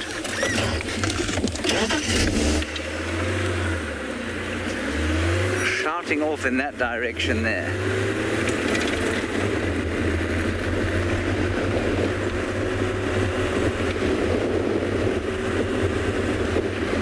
I think there's a road there. Hold on tight, everybody. We're going to swing to the right.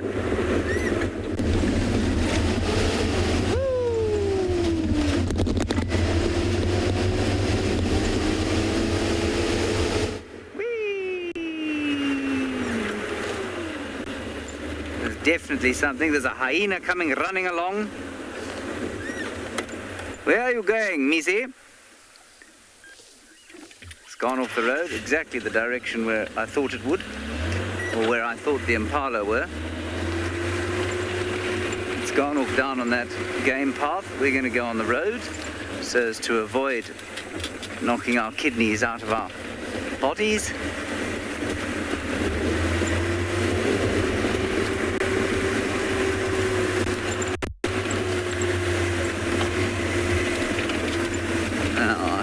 Whoa, sorry about that. You're right.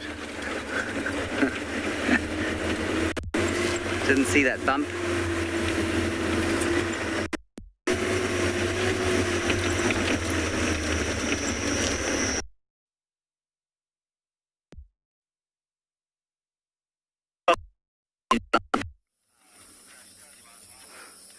What happened to Mr. Hendry? I hope he makes it back in time for dinner. I haven't had much luck with animals today. We tried the hyena den, we tried elephants. We thought there was elephants in another area. But never mind, we've got a sea of impala. And Niels and I have actually witnessed 2 lambs today. 2 lambs. But what's happened is they're probably just a day or 2 old, and Mom separates herself from a herd like this. This is a large herd, and there's a few wildebeest thrown in for, well, you know, good measure. And Mom separates from the herds to give birth. So it's almost like a mini baby moon. It's not very long. She'll rejoin the herd for safety once that baby is ready, anywhere between sort of 4 days old to a week. Safety lies with numbers. Safety lies in the herd. But they will, of course, give birth alone. It would attract too much attention. So when we are witnessing the lambs, we're not unfortunately seeing them in a clear open area like quarantine. We're seeing them in the thicket there, which is why we didn't manage to get them on camera. James won that one, I'm afraid. But you can see there's so many pregnant ewes. So just as soon as the days tick by, we're just going to see more and more lambs, which is going to be so joyous and so wonderful. But it'll be even more joyous for the predators, I'm afraid. They will feast. It will be a real big feast for the lions, leopards, hyenas and wild dogs. But it's been a pleasure. Quiet drive at our end, but a fantastic drive all round. So please do join us tomorrow. We will be out in the morning for another sunrise safari. Until then, good night.